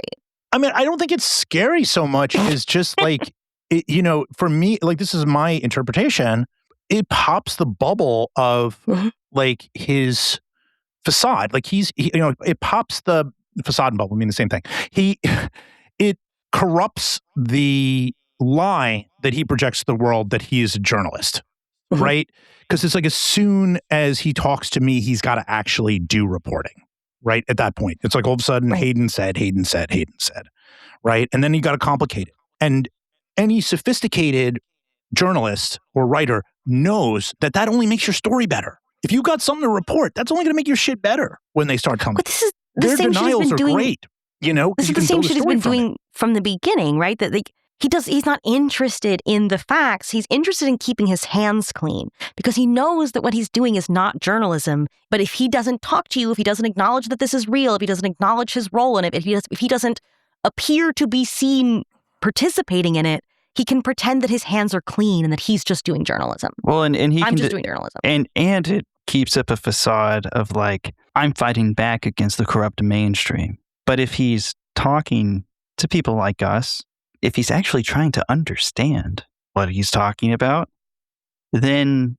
that feels a bit weaker, right? It's like, oh, why are you dealing with that? The same way where it's like, I'm sure if like we released a podcast where we interviewed Andy Ngo, some people would be mad at us, right? But I would be mad. But ahead of this episode, I still wanted to talk to him, right? That's you tried. You did try. You're a bigger man than I am because I wouldn't. That's what separates me from Andy, is that I actually want to know. I actually wanted to hear what he thought, what he had to say for criticism. I wanted to run things by him to make sure that what I read in this article was true, etc.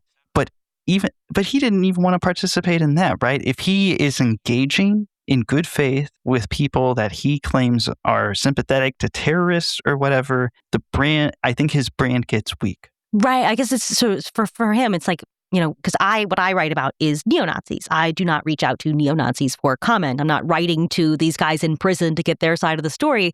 And I guess that's what he thinks he's doing, right? He's like, well, I'm not going to legitimize extremists by getting their side of the story.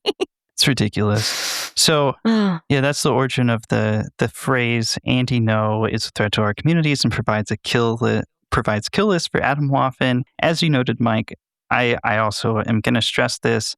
It's not entirely accurate, right? Because we don't know the person that made the video in question was actually part of Atomwaffen, or if they just were really fixated on the stylings and aesthetics of Atomwaffen. In 2019, I don't know that anybody could be said to have been in, because that was a period of sort of fragmentation within Atomwaffen. So he's just a fan of the aesthetic. And I also want to stress that there is no evidence that Andy Ngo provided this, right? Like ultimately the list that got ripped off and used to make this video was produced by Owen Linehan, who Andy Ngo legitimized with his platform and the publication he was working for, right?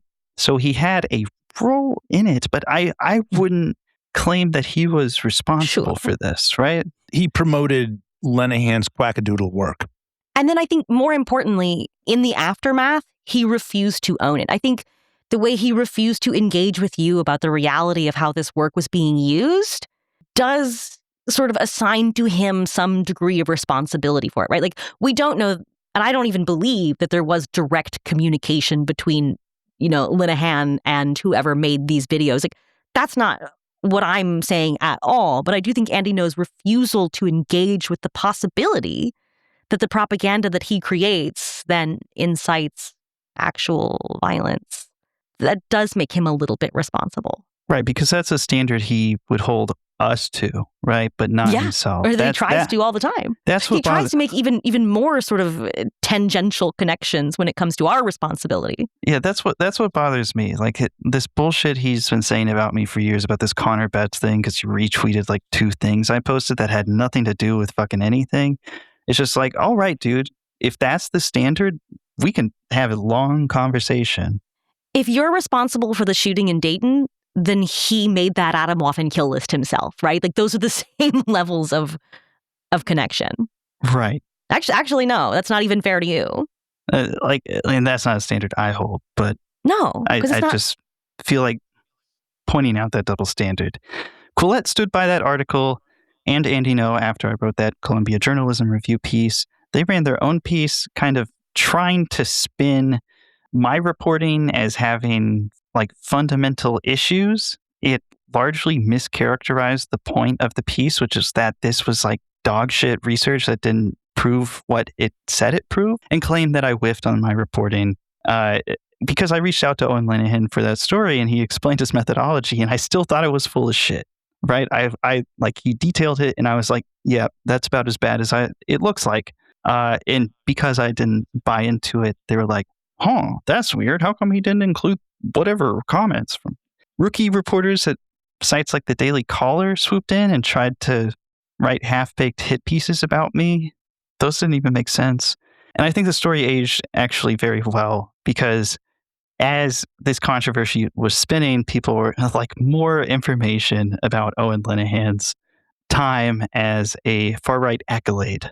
And these group chats and these videos and stuff were coming to light. I still feel good about the story today. Like if you want to do guilt by association.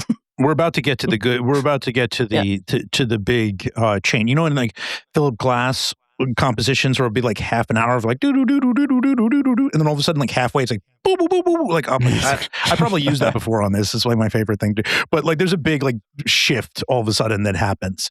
I just want to add though at the end that Linehan is recent thing is becoming like an anti-immigrant. Oh, surprising turn. Irish, like about Ireland, even though I don't think he's in Ireland. I think he's in Germany. And the Irish press needs to know more about his Prague Dad days. I got a lot of things on my hand, but that's one of them. So then let's get to June 29th, 2019. Molly, what happens here? So Andy's filming outside of one of these recurrent Patriot Prayer rallies. And some folks from the anti-fascist side threw a milkshake at him. And then maybe there was some physical attacking. No theorized that the milkshakes had quick, dry cement in them, which was debunked. He goes to the hospital and he tells doctors that he has suffered from a brain hemorrhage. Joe Bernstein, then a reporter for BuzzFeed, who was with No that day writing a profile on him, asked No for documentation from the hospital and said No provided it to back up his claims.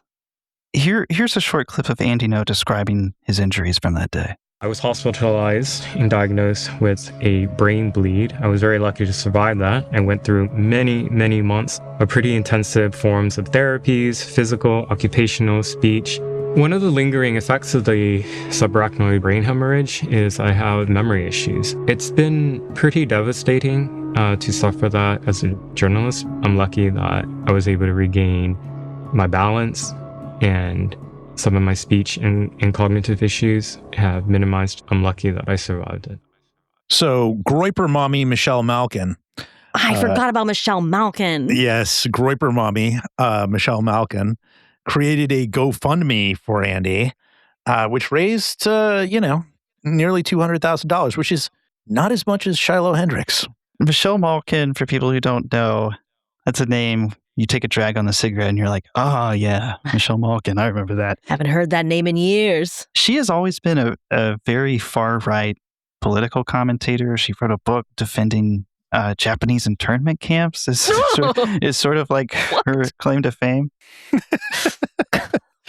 Nobody made you do that. Yeah, it's like, okay. Michelle Malkin's basic shtick is that she is a woman of color who puts herself out there to validate anti-immigrant sentiments. But just a couple months after she launched this fundraiser for Andy No, she would go full send white nationalist and lump herself in with Nick Fuentes and the Groypers, calling herself their mommy. She was Mommy Groyper. God, whatever happened to her? Does she still exist? It was like career suicide for her. But this I don't even want to touch the psychosexual thing of calling yourself the Groyper mommy. It's really something I need to leave. I'll leave for our audience.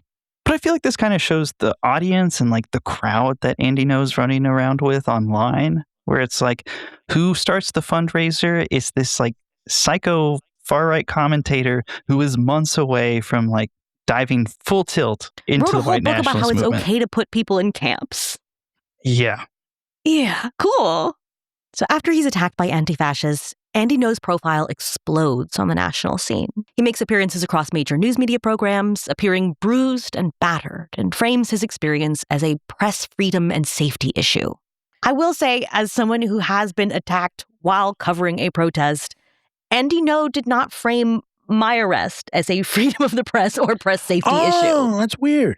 That's so weird. I thought he was really into freedom of the press and press safety. I thought the 6 months I spent with nerve damage in my left arm from the way I was treated by the police, that was not a press safety issue for Andy. Well, I know that a lot of far-right people use this as an opportunity to kind of go at journalist safety nonprofits and be like, why aren't you doing something about that? And then internally, they had to have a very complicated debate about what to do here, because it's just a question of okay, do we look, on one hand, we look biased. On the other hand, this man is clearly not a journalist. These people are having these debates.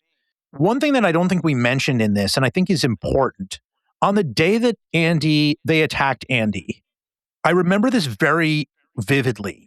I was in multiple group chats talking about things as they were happening. And I remember saying this guy is trying to get his ass kicked. I was like that morning, I was like, this guy's trying to get his ass kicked. I just said it over and over again.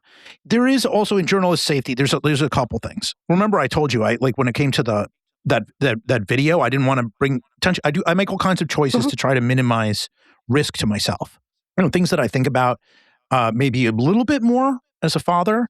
I'm worried about my kid. I don't want to die for them. You know what I mean? If I were a young man, I don't want to victim blame some things. The job shouldn't be dangerous. Yes, but it is, and there are sometimes personal choices you can make that make you more or less safe. So you have anti-fascists, anarchists, or whatever in the Portland area who are like, fuckface, we're going to ring your bell if we see you, son of a bitch. You keep posting this stuff, I'm going to fucking body your ass. They're telling him this all the time. And he's acting like this is coming out of nowhere. But again, this is in the context of years of antagonism and provocation. They're sending him messages, presumably telling him all kinds of insane stuff, like sexual violence. I mean, who knows what he's being threatened with. He would crowd up against Antifa, not necessarily doing any journalism, just kind of putting cameras in people's faces that day. And I'm like, this guy is trying to get his ass kicked, right? He's trying to get his ass kicked. That is what my perception was on that day. And I think it's important to establish that he himself did not practice good journalist safety, because he was running around with the people who are telling him, don't walk around me, you're gonna get dropped. And putting a phone, camera and a camera in their face and trying to film them, and just essentially agitating. Right. There are choices that can be made. When the Proud Boys put out a hit on me ahead of January 6th, that was not fair for them to do. But I did not allow that to prevent me from covering January 6th. But I made a series of personal choices where I did not go then seek out the man who said he was going to kill me and try and get in his face. You have choices that you can make. He's not breaking a story about some sort of oppressive regime, or whatever. It's not he could have skipped the rally. Yeah, he's not releasing secret documents from North Korea. There are about 700 fucking cameras at once going on at every one of these rallies. He's one of them. He's not filling a unique angle. His voice is not required. I mentioned that because I remember making a joke about when someone threw a milkshake on him, and he made a big deal of it right before that. And I was like, he's nursing it. Look at him nursing, because I said, I can't remember what I said, but it was a bunch of it was one of the, he's like, they threw this on me, and it looked like bird shit. It just looks like some bird shit on the back of his back. I was like, this is just a bunch of bird shit. And then when he got into the crowd and they really beat him up, I deleted the post out of respect to Andy, which seems stupid at the time. And everything, you're deleting the evidence. You're deleting the evidence of you were stirring on. I was like, no, stupid. I deleted it. You were trying to be respectful. Very foolishly. I probably shouldn't have deleted out of respect to this guy. No, don't blame yourself, because when you're dealing with Andy, there is no correct course of action, because whatever you do was wrong and criminal. Yeah, I mean, I know, it was, but I mentioned this because it becomes this big press safety. Look what the Antifa is doing. And you have Rogan has him on. Tucker Carlson has him on. And then the one that everyone remembers on the sort of anti-fascist left, Jake Tapper, legitimizes this guy. And this one was a truly disgusting moment, because it ignores everything, all the debates that are happening at these nonprofits about journalism and safety. But so when a member of Patriot Prayer broke Robert Evans' hand, did Jake Tapper have him on to talk about press safety? Yeah, exactly. This is because that was a real injury. He actually broke his hand. He didn't just get sticky. Fox News has him on a couple times also. Joe Biden's campaign denounces the attack against him. It drew fierce criticism from No's critics, who argued that he was not a journalist. So that's where we were then. So on July 4th, 2019, No posted a tweet that I have seen more screenshots of than I have photos of my dog on my phone, which is a lot. Mike, this is all you. In the accent, please. I was holding a container of fruit with both hands. Then suddenly, I just dropped it. It landed all over my feet and floor. I looked down and couldn't help but think this had to do with the brain injury.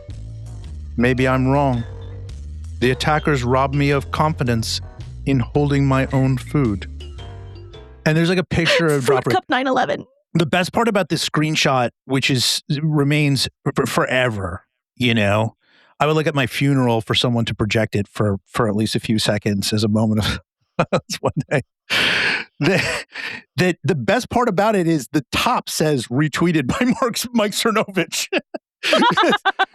So like whoever grabbed the screenshot when it was up for a short time got it from Mike Cernovich retweeting it. And it is so funny because like who fucking posts that? Who like this motherfucker dropped his fruit on the floor and he's like, Antifa knocked over my fruit.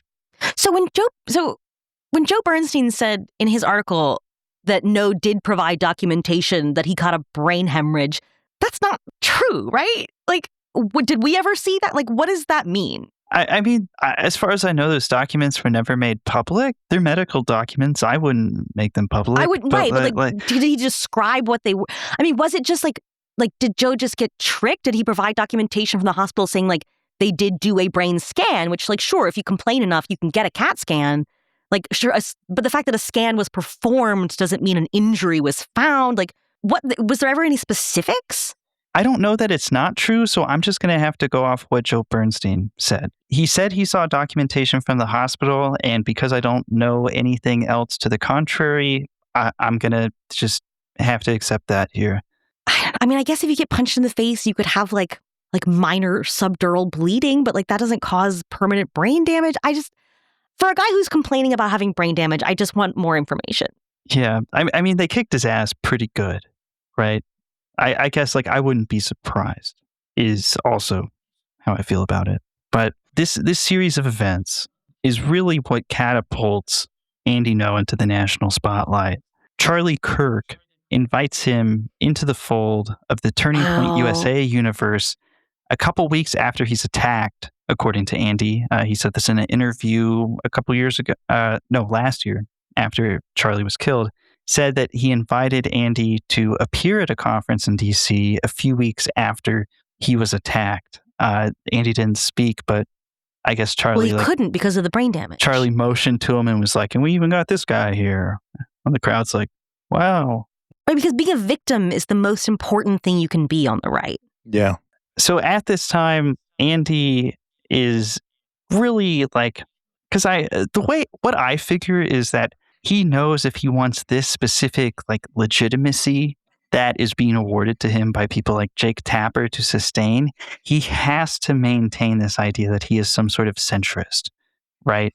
And that gets me, this is another clip from the interview he did with Dave Rubin in 2019 after he was attacked, where you kind of get a sense of that. But what do you even consider yourself politically, even though it's completely irrelevant in a certain regard, other than they've made it an issue? My work is out there on record, so however people want to label me, fine, go ahead. But I've written and do work for very mainstream places. I mean, I went from being a student journalist to contributing to the Wall Street Journal, the National Review, the Spectator, American Spectator, and the New York Post. The video content I produce has been provided to the Washington Post, to Reuters. So however people want to fix a label to me for their own political agenda, you know, they do their own thing. I don't identify myself in that way so much, but I will talk about my lived experience, to use the language of progressives a bit. Yeah. Well, it's good that he gave us permission to refer to him in however we want. Andy Ngo gets a lawyer. That's Harmeet Dillon. Uh-oh. What does she do these days? Fresh off her running, I say this every time she comes up on the show, so take a shot to our listeners at home. Fresh off of like running the California Republican Party at a time in which Patrick Little rose to Villain name drop. Their most. You remember him?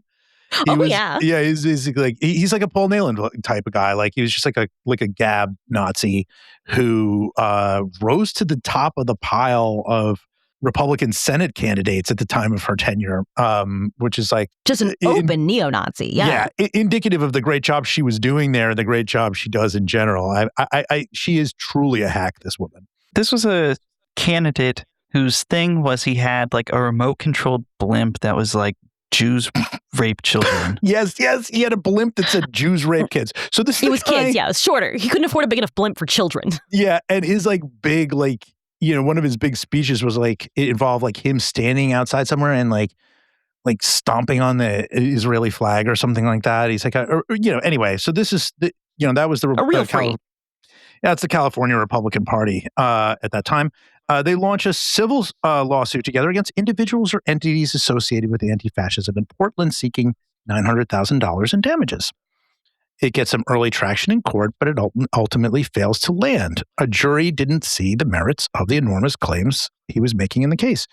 They do get some default rulings against a couple of people who never showed up to court. Harmy Dillon, fantastic lawyer, just incredible talent.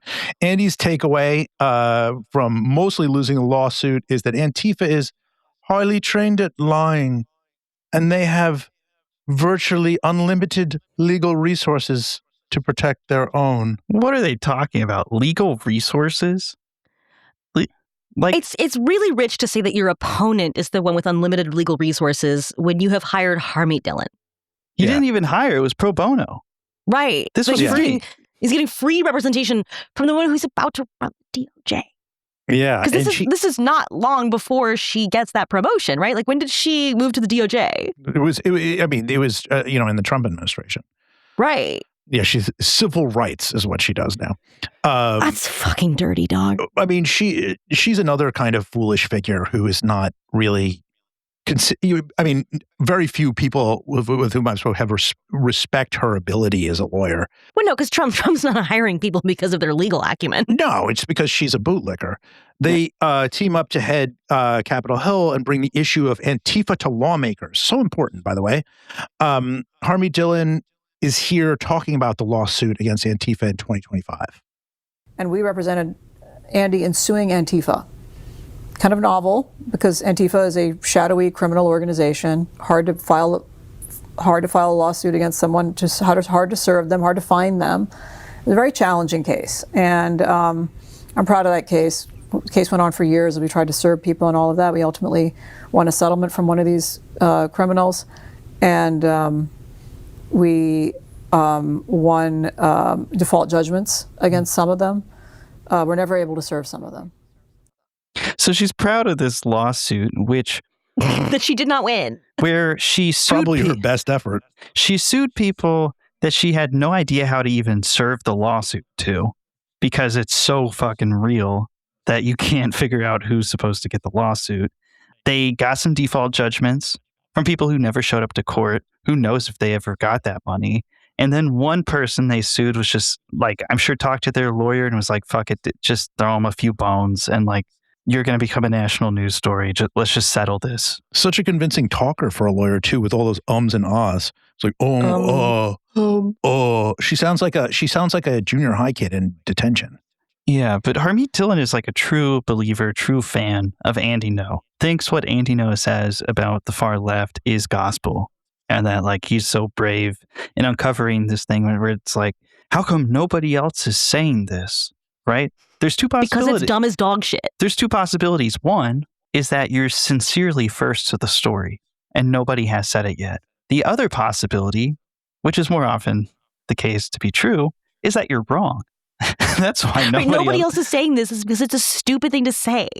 So Harmy Dillon is Andy's lawyer, also his, helping him make connections on Capitol Hill. And this publicity tour is working out. He's getting speaking slots at think tanks like the Heritage Foundation, where I saw him talk one time. Ice getting profiled in national media, name dropped by GOP lawmakers, and so on. In August of 2019, an activist who went undercover in Patriot Prayer gave the Portland Mercury an 18-minute video of the group discussing attacking left-wing activists at a local hangout, while No does nothing and chats it up with the group. The undercover activist tells the publication that, quote, No doesn't film Patriot Prayer protesters discussing strategies or motives. He only turns his camera on when members of Antifa enter the scene. The group headed to the bar and proceeded to brawl. 6 members of Patriot Prayer, including the group's leader, were arrested in the incident.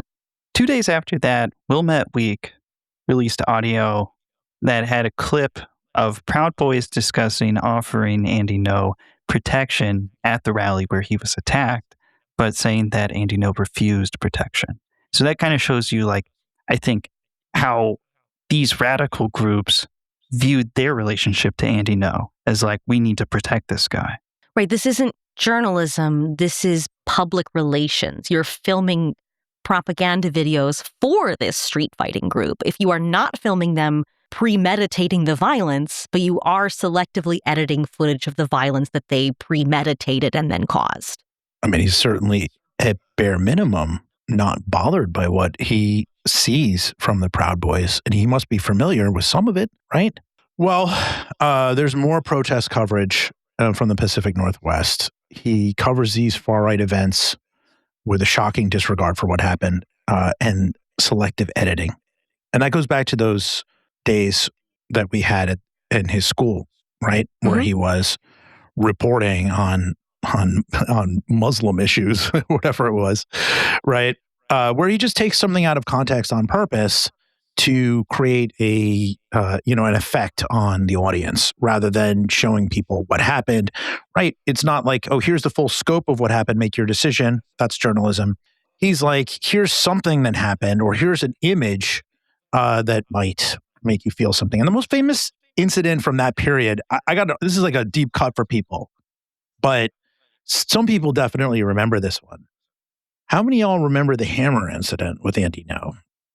I had forgotten this until you brought it up before we started recording. Yes. This is so egregious. Yeah. That it should be illegal for him to call himself a journalist at this point. Like, there should be civil judgment. You're not allowed to use that word anymore. I remember the hammer incident because when I was at a Patriot Prayer rally in Portland a couple months later and like walking around the fascist side, interviewing people, taking pictures. Associating with fascists? Wow. People were still talking about it. They were still like, did you hear about the hammer? I was like, what the fuck? Yeah. So there's this guy, and he looks too old to be at a protest. And somebody clearly rung this guy's bell, and he's sitting there not looking great. And Andy posts photo of one of the men on the black bus after he was beaten, maced, and had a hammer thrown at his torso during the Antifa attack.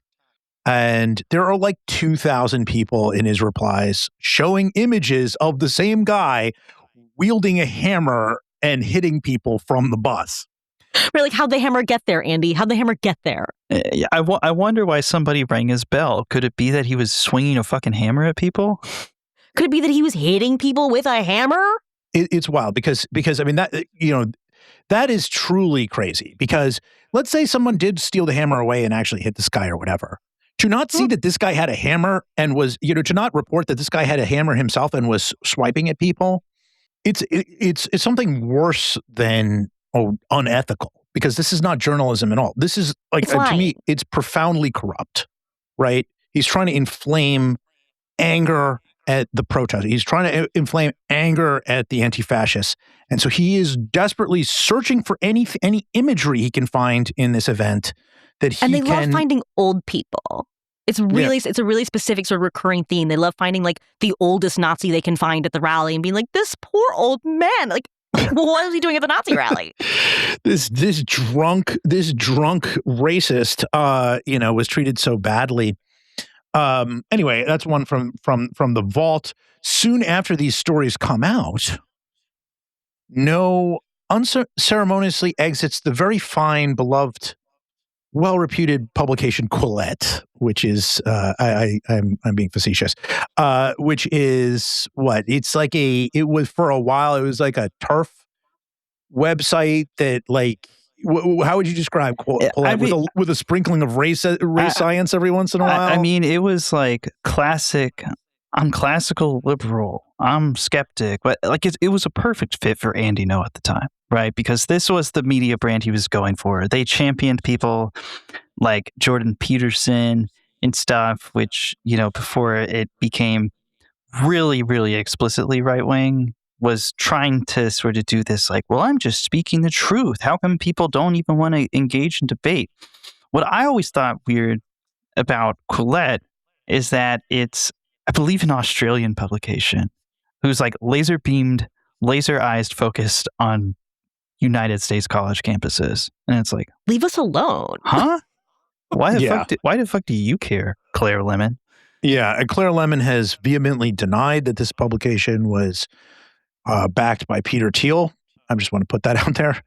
And a tweet from the publication's leader, Claire Lemon, said that Ngo had been off work since he was attacked to deal with a brain injury. So they're blaming, so they're saying like this lapse in judgment was probably because of his brain injury. Well, they just kind of like quietly took him off the masthead after these stories came out that were like, hey, I don't know, maybe Andy Ngo's not exactly a neutral party in these street brawls here. Like, he may be a fair bit cozier to these far-right groups than he seems to let on. It's like in the wake of those stories, they sort of take him off the masthead. And when people are like, oh, is this because of the stories that came out? They're like, no, it's not that. He was actually off work for a while because he got hurt. Remember when he was attacked? Yes. And Claire Lemon said that he was moving on to bigger and better projects, which is a weird way to talk about your own publication, where it's like, no, Andy hasn't actually been working for a couple months, but he's on to something way better than this shit. I never really saw Quillette's organic readership, and it was one of these many kind of weird pop-up things that come and go on the right. And it is the way it works, where it's just like new website comes out that looks like a thing, and then all of a sudden it was, you know, you see these idiots on the other side be like, read this in the Quillette, and I'm like, read this in what? What the fuck is that? And the next thing you know, it's gone. It's like now it's basically a shell of it, like whatever it was in 2019, 2020. You don't see anyone sharing any Quillette, anything. And he went to a different website that was like 50 times more stupid than Quillette somehow, and almost unreadable. Jared, you're going to explain what it is, but I just want to say that the most salient feature I would like to say about the post-millennial is that it is so bad. It is so trashy. It is so embarrassing. I would just simply be like, all right, I'm going to, drive a cab. I'm going to do whatever. I'm not, other than if this was my only chance to publish something, because it's like, your earwax has gathered too much. Like, find this suction kit. Well, it's like ads. It's like papered over. You can't even read something on the post-millennial because there's so many trashy ads all over it. It is like it is the anus of journalism, and I would like you to explain it, Jared. This is where he goes next. So the post-millennial, I did a series of stories. It was like one of the last investigations I worked on before I left Right Wing Watch for the next job I would have, where I was looking at the post-millennial because I saw Andy Ngo go there and I was like, what's up with this website? I've never heard of this before. And it is still a very trashy news blog, but especially at that time, oh my God. Like, it was like discount brand Gateway Pundit. Like, which is pretty hurtful because Gateway Pundit is bad. Just gutter trash. But so he goes in, he publishes like a story every couple weeks-ish. Mostly he's just on Twitter all day. He posts like 100 times a day. Yeah. Or at least he did during that period. And, he's still doing I'm an independent journalist. He starts as like an editor at large and then becomes a senior editor later on, I believe. And like Quillette is not a well-regarded publication. Most people who know about Quillette regard it as like, oh, this is like the race science publication, right? I won't comment on the legitimacy of those thoughts, but like People are saying. So he goes from that to this like Canadian news blog. Again, not even a US publication, a Canadian news blog. This site is existing basically on paying college kids and stuff like $20 to write a piece, and running it. Andy Ngo is the biggest star they have. He's like the star hire for this publication. And eventually this publication would end up like merging sort of into the Turning Point USA universe. Human Events, that publication was purchased by Will Chamberlain and entered the Jack Posobiec universe. And then Jack Posobiec's at TP USA. So it kind of got folded in to this Turning Point USA universe, and is now, if you see Jack Posobiec share a news story, it's usually like a post-millennial aggregation of something, right? Huge downturn. I just have to really, really stress huge downgrade, even from Quillette.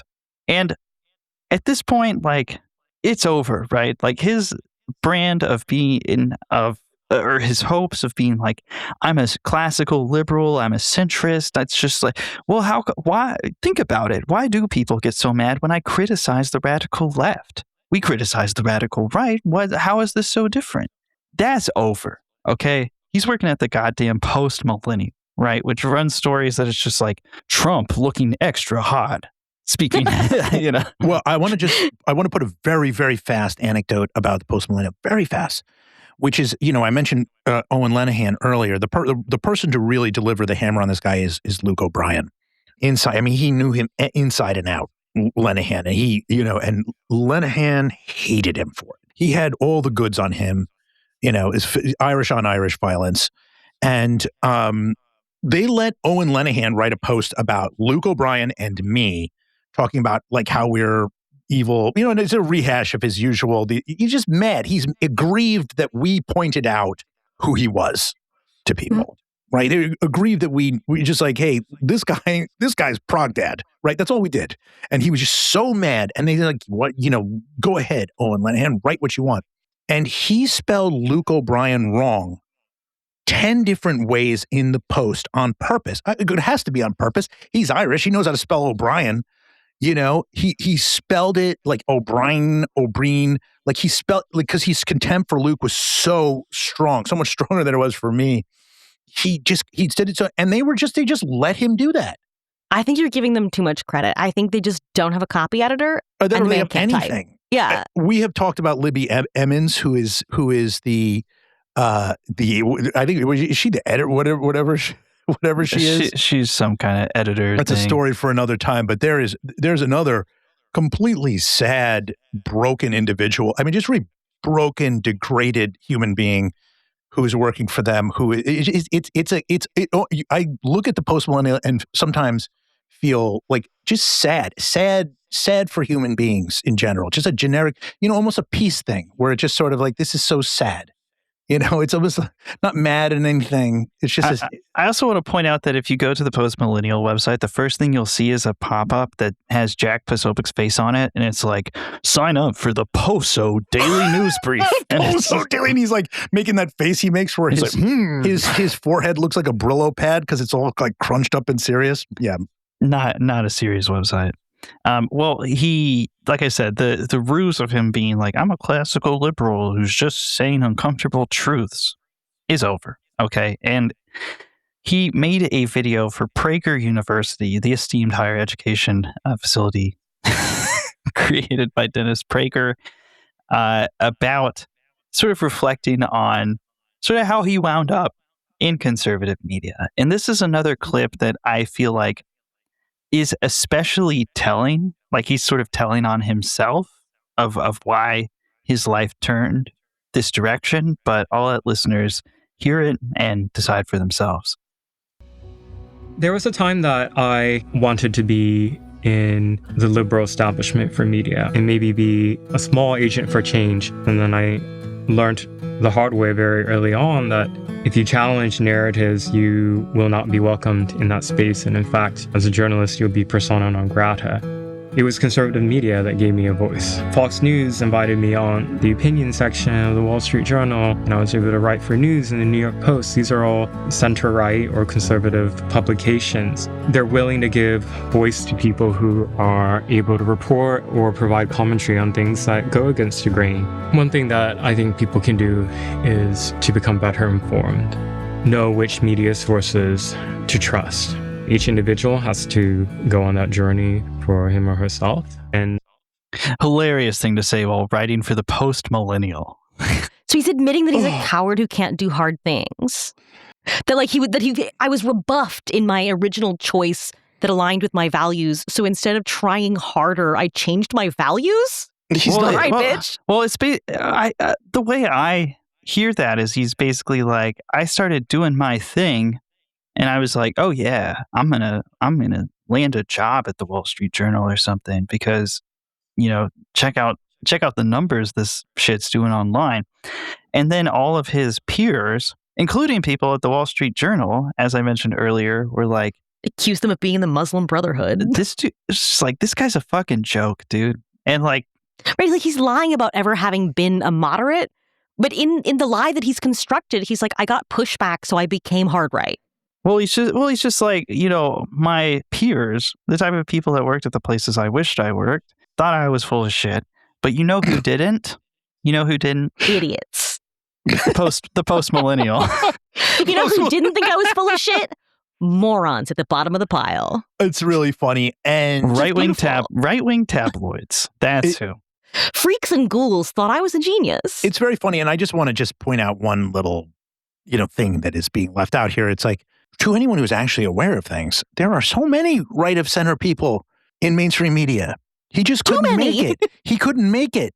There's plenty of people speaking the truth to power about Antifa that you think you're doing that have great jobs in right-wing media. If you have ambitions to be slightly, I don't know how to say, lack of a better word, alternative. If you want to take an alternative angle with things are going to be harder.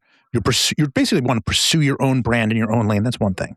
But you admit that you want to be, taken seriously in a mainstream way. You just didn't have it. There are people, Jake Tapper is a person who is center, like squarely, center. I don't know what his whole deal. He's sort of anti-Trump, but he loves to enable folks like Andy Ngo when he's doing his thing. Andy Ngo couldn't make it. He's very flat and not charismatic, and he can't write. He writes everything in the passive voice, and he cannot report. He's not unable to do the basic functions of journalism. Zero charisma. Yeah, he just doesn't turn in material that like when he does publish in these larger publications, it's in the opinion section, right? They're not looking at him and being like, damn, what an amazing investigation. They're like, sure, you can write a column. Here's a few $100. When Trump is on the campaign trail at a 2019 rally running for president in 2020, Andy Ngo gets a shout out. They always attack people that really have never been attacked before. They attack, and I don't want to be disrespectful to people that have taken a lot of shots to the face, but they wouldn't attack some of these people in this room. They're not attacking bikers for Trump. They're not attacking construction workers for Trump. They're not attacking law enforcement or military for Trump.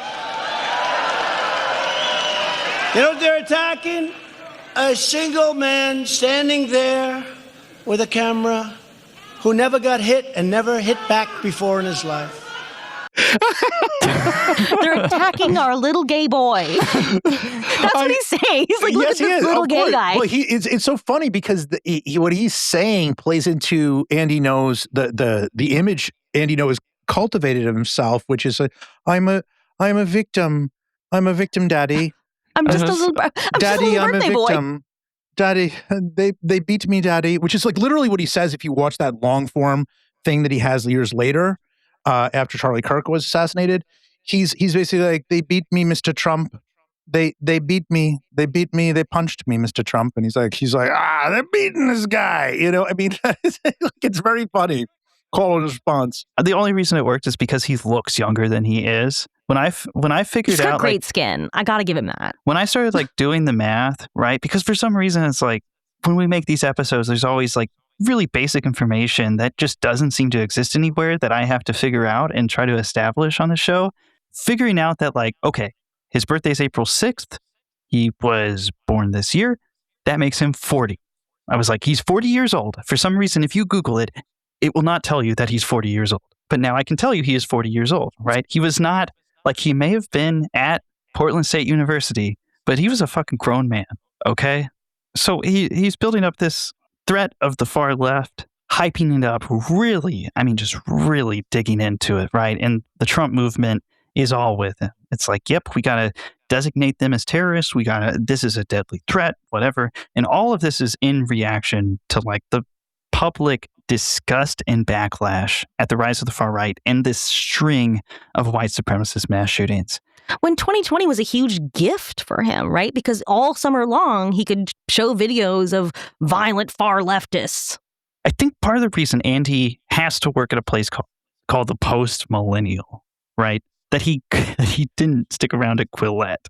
And that he's like stuck in the op-ed pages, right? Instead of actually writing news reports, is that Andy, like if you look at the errors he makes and his refusal to correct himself consistently, I feel like you just have to think he is either actively misleading or just dumb or just so sloppy that it should be disqualifying. He got some huge stories wrong.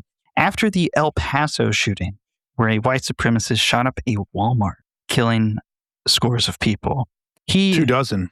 In the wake of that shooting, he started posting about how it's like, oh, there's an Antifa like training thing happening in El Paso. Oh Holy my gosh. Shit, dude. I didn't even know that. And this got picked up and spread. I don't know for sure that I don't know that he claimed the El Paso shooter was Antifa, but it was like the juxtaposition of that context, right? That's like Alex Jones level, like Jade Helm delusions, you know? Where it's like, we don't know what's happening, but here's the thing. Antifa was in the area. And this gets picked up by people to just run full tilt and try to claim that this racist mass shooter was Antifa. He also promoted the false idea that the Covenant School shooter, this is more recent, was motivated by anti-fascist beliefs or far-left beliefs. Like the Connor Betts situation we talked about at the top, federal law enforcement extensively reviewed this and came actually to this same conclusion, that this person did not attack this Christian school because they were so radical far left or whatever, but because they were obsessed with mass shooters and were like, I want to do that too. And then their life was like kind of falling apart and thought, this is how I'm going to go out. I mentioned the Dayton, Ohio thing with Connor Betts. Also gets this wrong. And in every case where it's wrong, he is just like livid and, you know, sort of implies that there's some sort of like federal law enforcement's in on the cover up of this stuff, which is ridiculous. Right, I'm not wrong. It's just the cover up goes all the way to the top. Which is ridiculous. Absolutely ridiculous. So we talked a little bit about the anti-Black racism angle here. And I think the most egregious example of all that I've ever seen.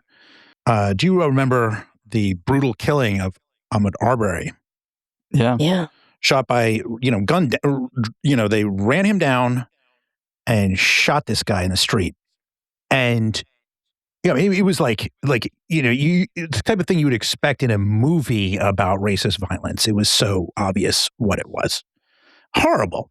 And this is one where when it's going viral and all this stuff, if I can't imagine myself as sort of a far-right grifter or whatever, but a person of reasonable intelligence would say like, oh, let's let this one go. And I'm let's sure— just not engage at all with that. Yeah, well, let's not let this one, this one doesn't look good for us. In fact, I mean, these are the same people who villainized Trayvon Martin. They don't know not to touch the ones that make them look like shit. Well, Andy puts his hand directly into the hornet's nest, like immediately, before the blood dries, and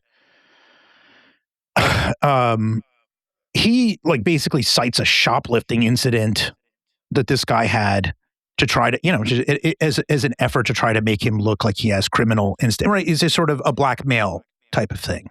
I forgot that he did that. Yeah. This really bothered me. I went back through my old tweets about Andy because, to try to remember, because, he can't leave anything alone, right? Like if you look at people like somebody like myself, you'll see like gaps of like 4 days where I'm not online, or a week sometimes. You don't need to opine about everything.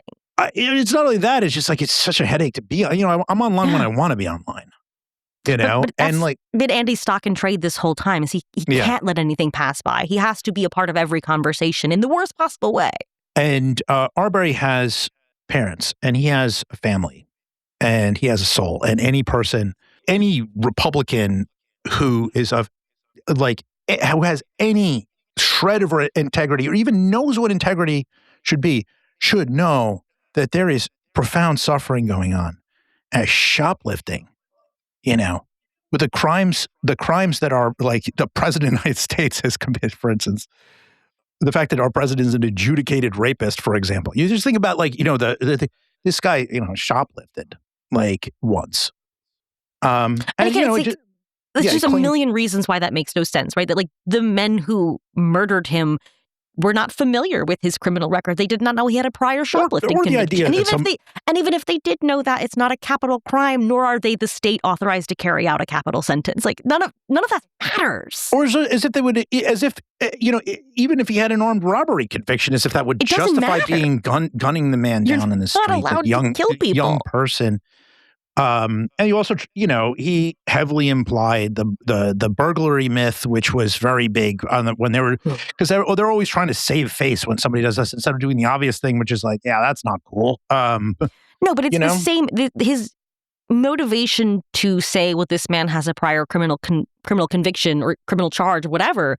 It's the same as the original impetus behind the Black crime section of the Citizens Council newsletter in 1956. It's the same impetus. It's just to say, it doesn't matter what the circumstances of this were.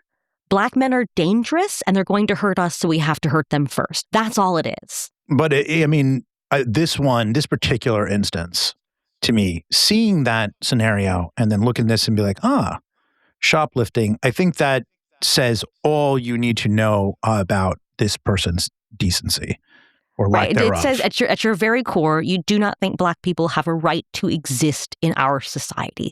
That's what it means. Well, despite this stuff, which seems obvious to us, Andy Ngo has been tapped several times to testify before Congress about the supposed looming threat of the radical I think he should left. have to testify before Congress about something else. There should be hearings holding people accountable for this behavior. This is one of these, this is like the only moment of a congressional hearing that has inexplicably seared in my head, but it's... Antifa is not a myth. Just Antifa. Well, I think it's so funny. Imagine having to say this thing that I talk about all the time is real. Like that to me on its face says something. Where he's constantly like, this is not fake, guys.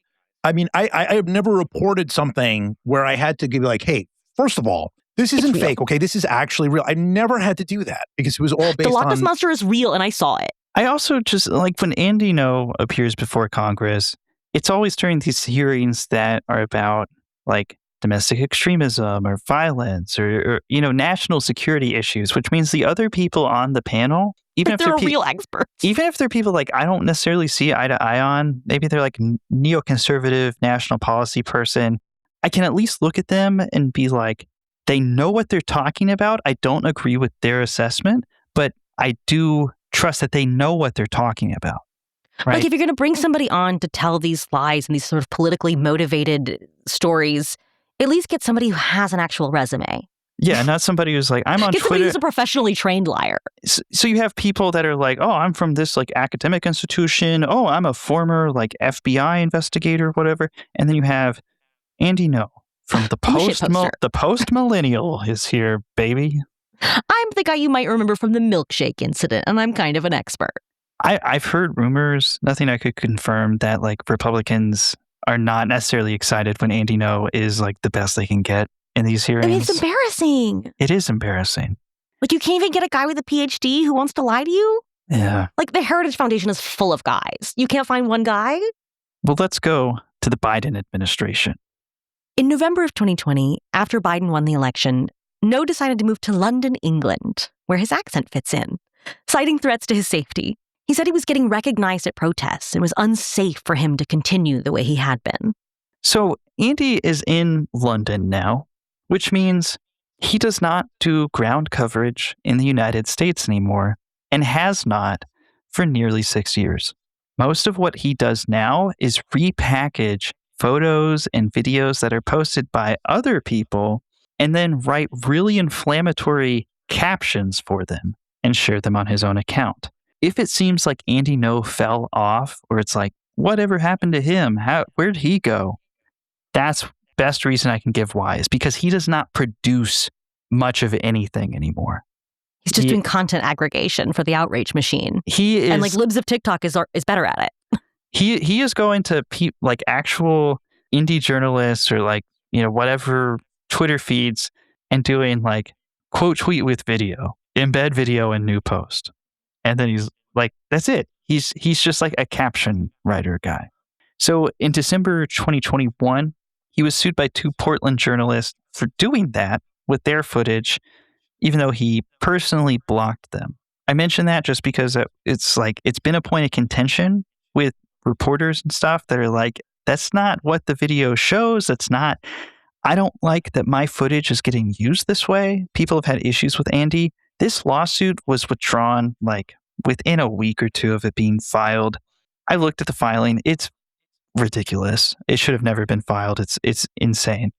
Harmeet Dillon, still his lawyer at the time, says that the 2 journalists are Antifans, which is a term that I've never heard before. Antifans. They are natives of Antifistan. She should have done the Andy No thing and said, they're Antifa members. They are members of Antifa. Well, after the Capitol riot, Republicans trot out Andy No again to counter Democrats' increased focus on domestic extremism. Right-wing media turned to Andy after the riot to see if he'd say that it was Antifa who did it. And I just want to just put a little button here that the primary origin of the Antifa did this was Jack Posobiec. And to me, it smelled like an op of some kind, because as soon as this happened, Jack started posting stuff like, I saw them take off their clothes and they were wearing black underneath inside. Buddy, there's so much video. What are you talking about? Yeah, and an anti-fascist would be like, I'm going to dress up as a Trump supporter, but you know what? I'm beneath that. I'm going to have my all black so I can rip it off like Superman when I'm done. When I do a false flag, I'm going to wear my real outfit underneath just in case I need it later. Like I'm doing I'm doing a false flag, but I think it would be a good idea to bring the real flag with me too.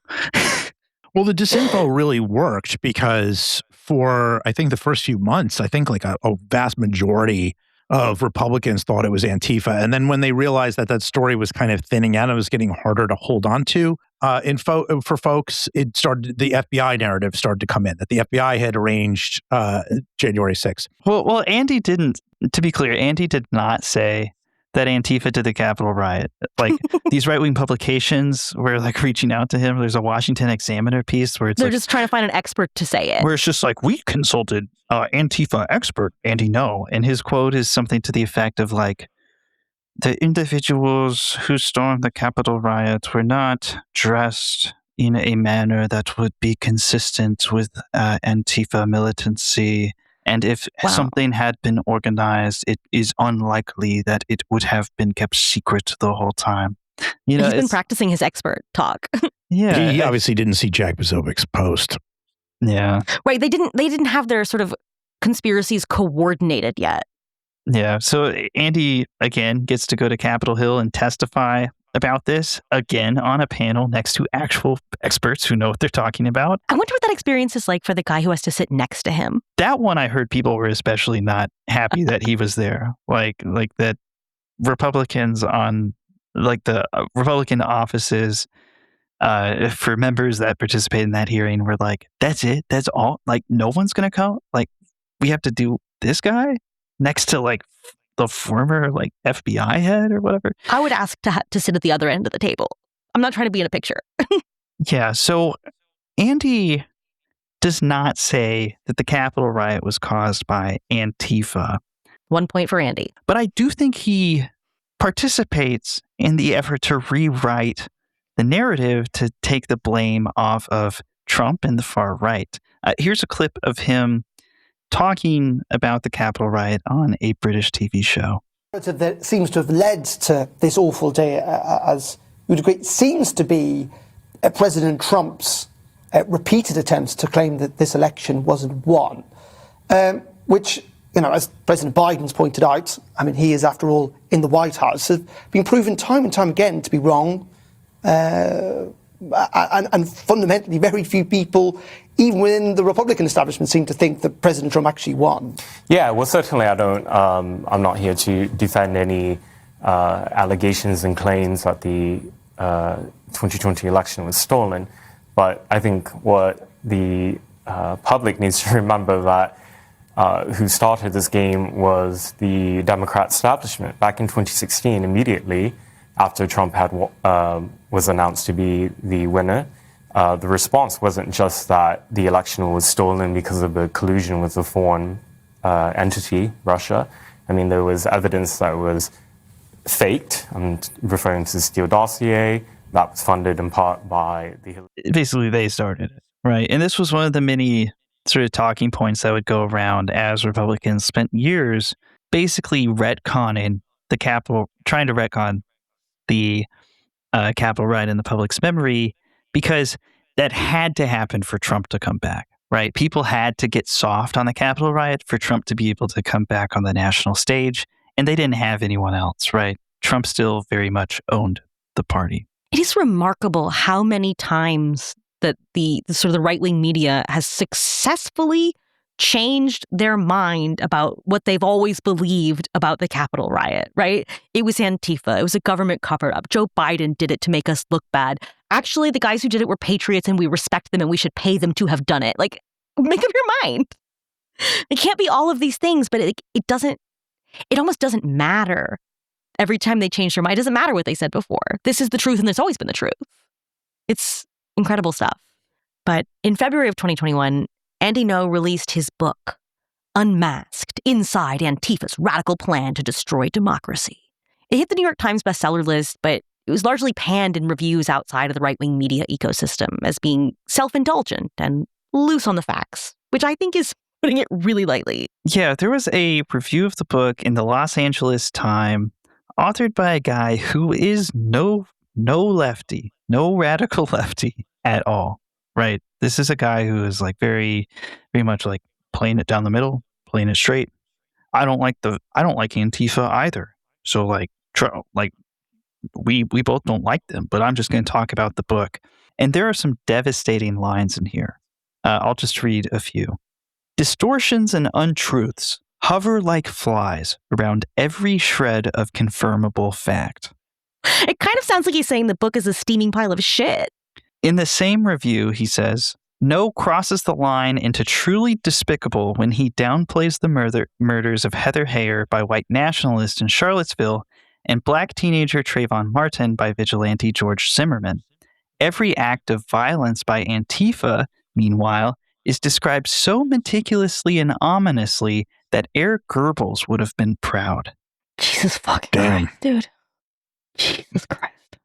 If I put out a book and somebody wrote something like this about it, I would cry. I think it's Alexander Nazarian wrote it or whatever, and he's not exactly like some sort of far left guy. I think he's kind of very center or tries to be very balanced. Not at all, yeah. Same review. Unmasked will do no more to help Americans understand Antifa than Borat helped us understand Kazakhstan. It is simply a cudgel for Trumpists to swing whenever they need to obscure their own complicity in events like the Capitol riot, which even Ngo was forced to admit had not been conducted by Antifa. Yeah, you would never hear from me again if someone said this about something I wrote. I've skimmed and read many shitty right-wing MAGA books. And I will say that Ngo is easily the worst writer I have seen of this group. And I'm being serious. I've taught writing. If you want some credentials, I was at the Iowa workshop for a bit. I would just say, his prose, the use of passive voice, I've never seen. It's like, I was beaten.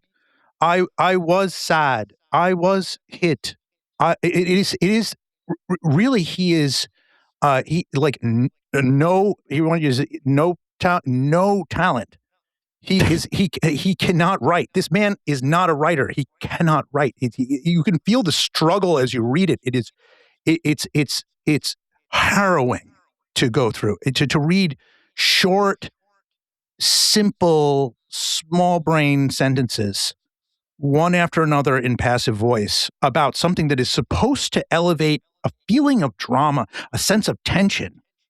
But he's about his own beating. He cannot stir up any sense of drama, this guy, because it's like he's just a passenger in this world. I was beaten.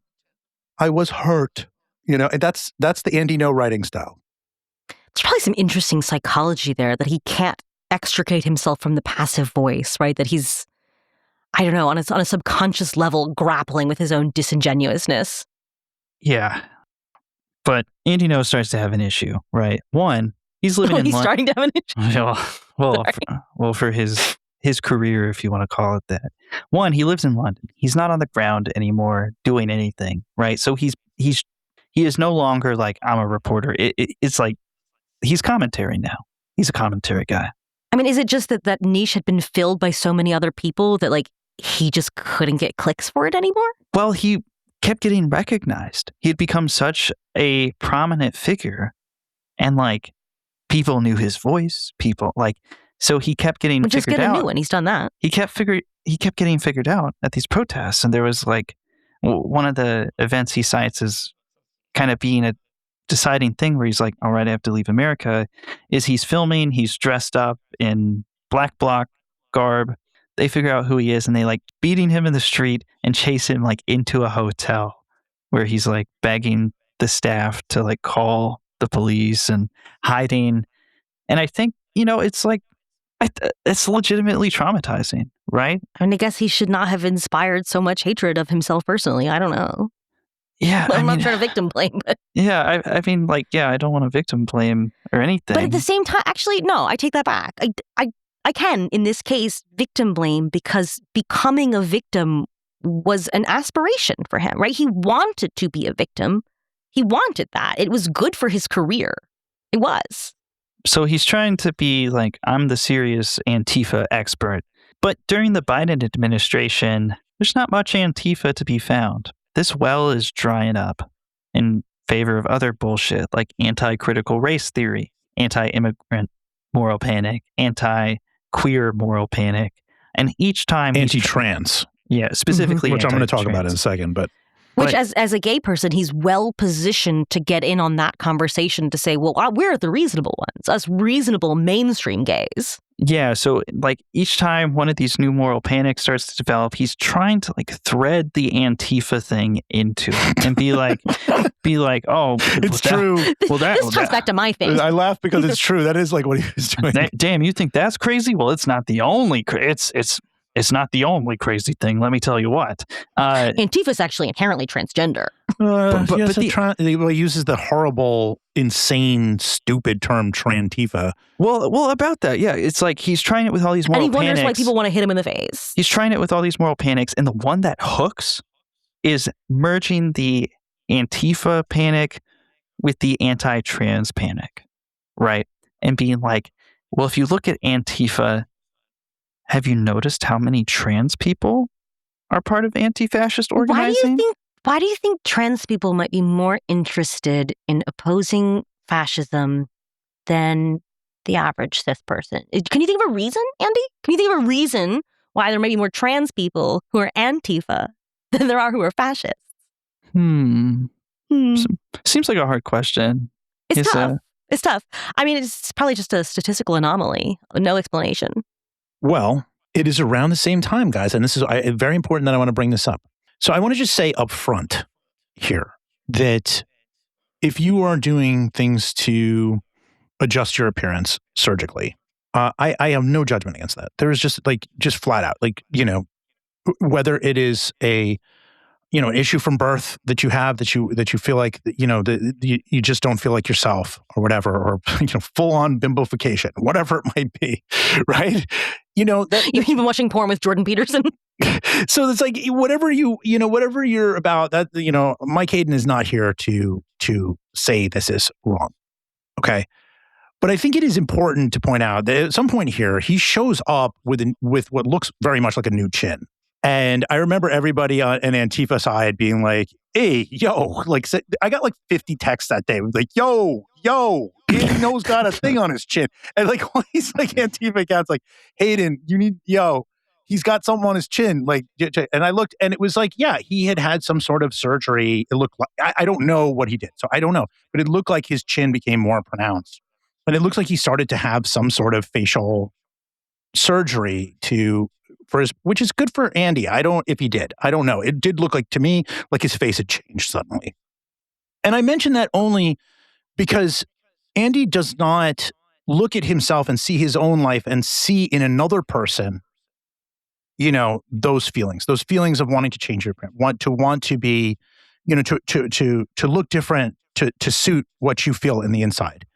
And spends so much time shaming trans people, trans women in particular, their physical appearance, taking pictures of them, for their audience, to mock them, to laugh at them, and stuff like this, when he himself appears to have, done a few things to himself to change his own appearance to be more, I guess, gender affirming, in his case, to the more masculine.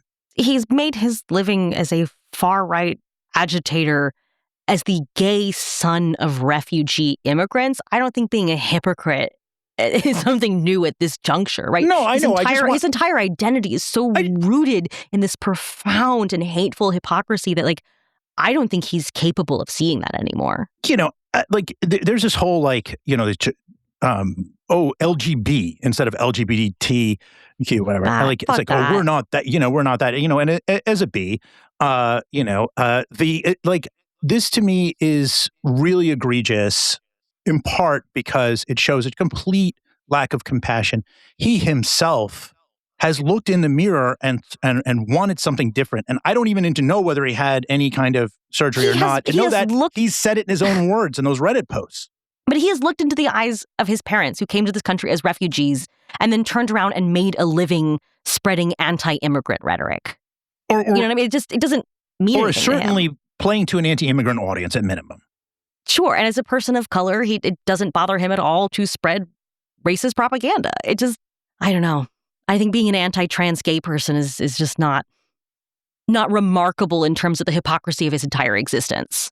Because this anti-trans right-wing movement really relies on getting these fucking quislings like Andy No, right? They need these conservative queers to come out there and say, well, we're not like that. We're normal. And it's fucking dirty. So he's sort of on the downslope here, right? But then in 2024, Trump gets reelected. Babe, just when I thought I was out, they pulled me back in. Huh? Zappuccino. So after the Trump administration declared that Antifa was the top threat in response to anti-ICE protests, which I should say that Andy kind of, he doesn't know how to handle anti-ICE protests because he doesn't actually analyze, the different ideologies within leftism, or different things or whatever, or protest tactics. It's just, it must be Antifa, I guess. And, everything bad is Antifa. Right. And right-wing media started to bring Andy back. And this probably functioned as a life raft for what was a kind of, listless career. They do the Antifa roundtable at the White House. Andy appears as a guest. His former lawyer, Harmeet Dillon, gets a job working at the Civil Rights Division of the Department of Justice, which I'm sure is also an influencing factor on him sort of coming back into the fold here. He's made insane comments about the Southern Poverty Law Center thing. We've talked about the SPLC thing on the show. I would urge people to go back to older episodes, both on Premium and I think on Main Feed, a little bit here or there.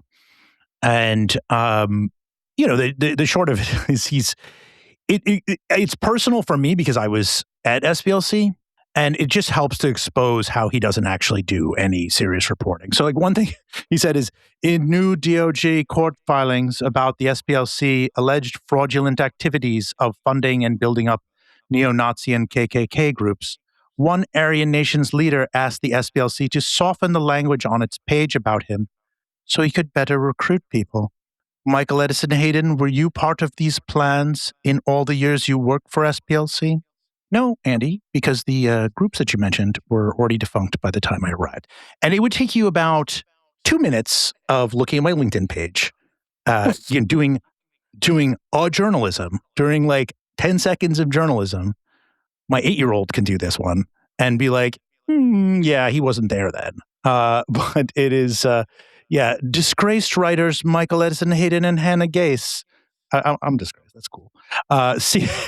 Seething that this is a different one. Seething that their comrades in the North Texas Antifa terror cell were proven in court to be part of a violent organized group.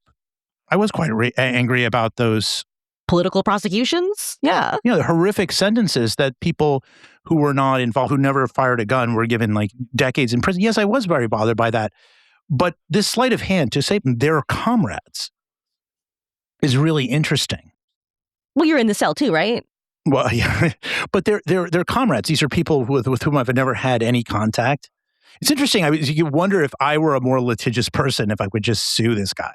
Well, because these people have just been convicted of a very serious crime, and he's implying that you're a member of the group. My comrades in the North Antifa terror cell. You know what's funny about it also is I had not, we're Jared and I are trying so hard to keep a handle on everything that's happening. It's difficult. And to be fair, I had not really paid enough attention to this case until the horrific sentences came down. There's a lot going on. I'm a little embarrassed about it, in fact, because it is such an egregious thing. And we learned about it that I knew about the names of these people the day after the sentences came. Your comments. And I just bring these things up to show, what his journalism actually is like up close. He's sloppy, and if the people he talked about were as litigious and prone to complaining as he is, he would be buried under certain service of process.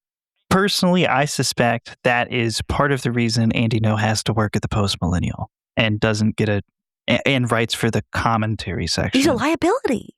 Yeah, he's a huge liability. It's like Libs of TikTok, where it's like it looked like she was going to get folded into the conservative establishment.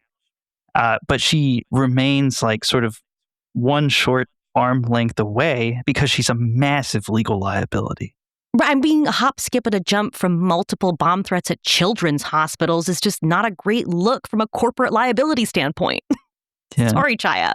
The last thing I'll say about Andy, and oh my God, this has been a long episode. Thanks for hanging with us, folks. But there's just a lot to go through. Very colorful character here. I need a shower after this. Andy has gone really hard. It's sort of his new bread and butter, this Trantifa, as he calls it, trying to insinuate. I don't like that. Trying to insinuate that transgender people are prone to radicalism and violence and terrorism has been sort of the new bag, right, for him. And he has fixated on this string of murders that happened with people who called themselves Zizians. It was like this weird online death cult type of thing. Super weird story. We do not have time to unpack it. It's a Magnus rune. You can't. Well, it is complicated. Okay. It's one of those things I just see as not my business. He got a book deal to write about it, and there should I think Hannah posted something that was like, this would be a fantastic book, but this is not the guy to write it, And his whole thing is that, in his promotions for the book, he's like, trans terror is real. Check out this psycho online death cult shit, right? And just pointing out the fact that, a lot of the people in this weird fucking group, subgroup, clique, were not cisgender, right? And just being like, that's all you need to see. It's complete bullshit. The stats do not work out in Andy's favor, but he's leveraging it. Expect to see him go down, as this book gets closer to release, expect him to double down harder and harder and harder and harder on this idea that trans people are a national security threat, because that is also very politically convenient for the Trump administration because it marries a few issues and ideas that they're hoping to use the government for. And the information landscape has gotten so much dumber in the last couple of years, and our memories are so much shorter. True. I feel like when it's time for him to go on this book tour, we're going to see him get speaking opportunities that he would not have gotten a couple of years ago because he has, fallen so far into disgrace. But we're going to see him making speeches in public again. Yeah. So that is the timeline we have for Andy Ngo. Like I said, folks, thanks for sticking around.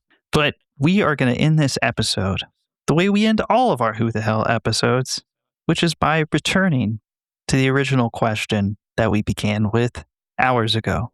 Hours. Molly Conger, who the hell is Andy Ngo, considering everything we've talked about today? Oh, I'm supposed to answer that now? Oh yeah. That's why you're here. There is a quiz at the end of the episode. What do you think you're doing here? Who the hell? There is a quiz at the end of the episode. Who the hell do you think Andy Ngo is?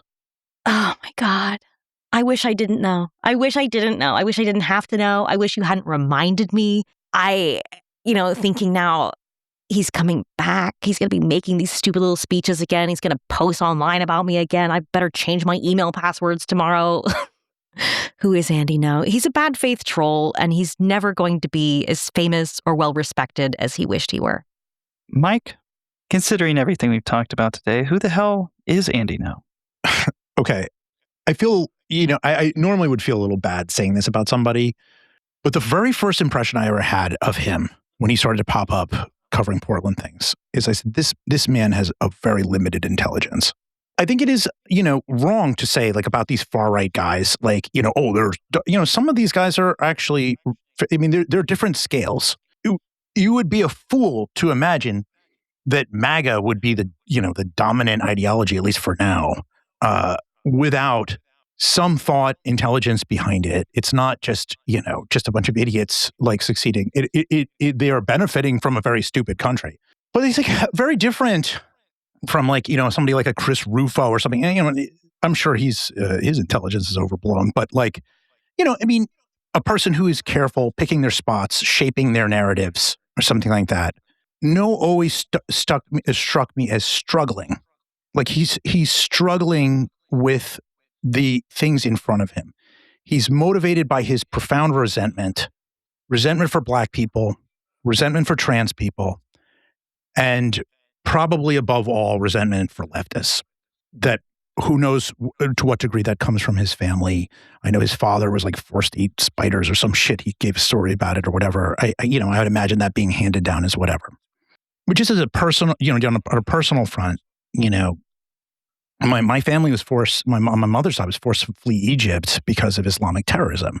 And I have many, many Muslim friends, and I have done many stories I've broken, against anti-Muslim bigots and stand in solidarity with my Muslim friends.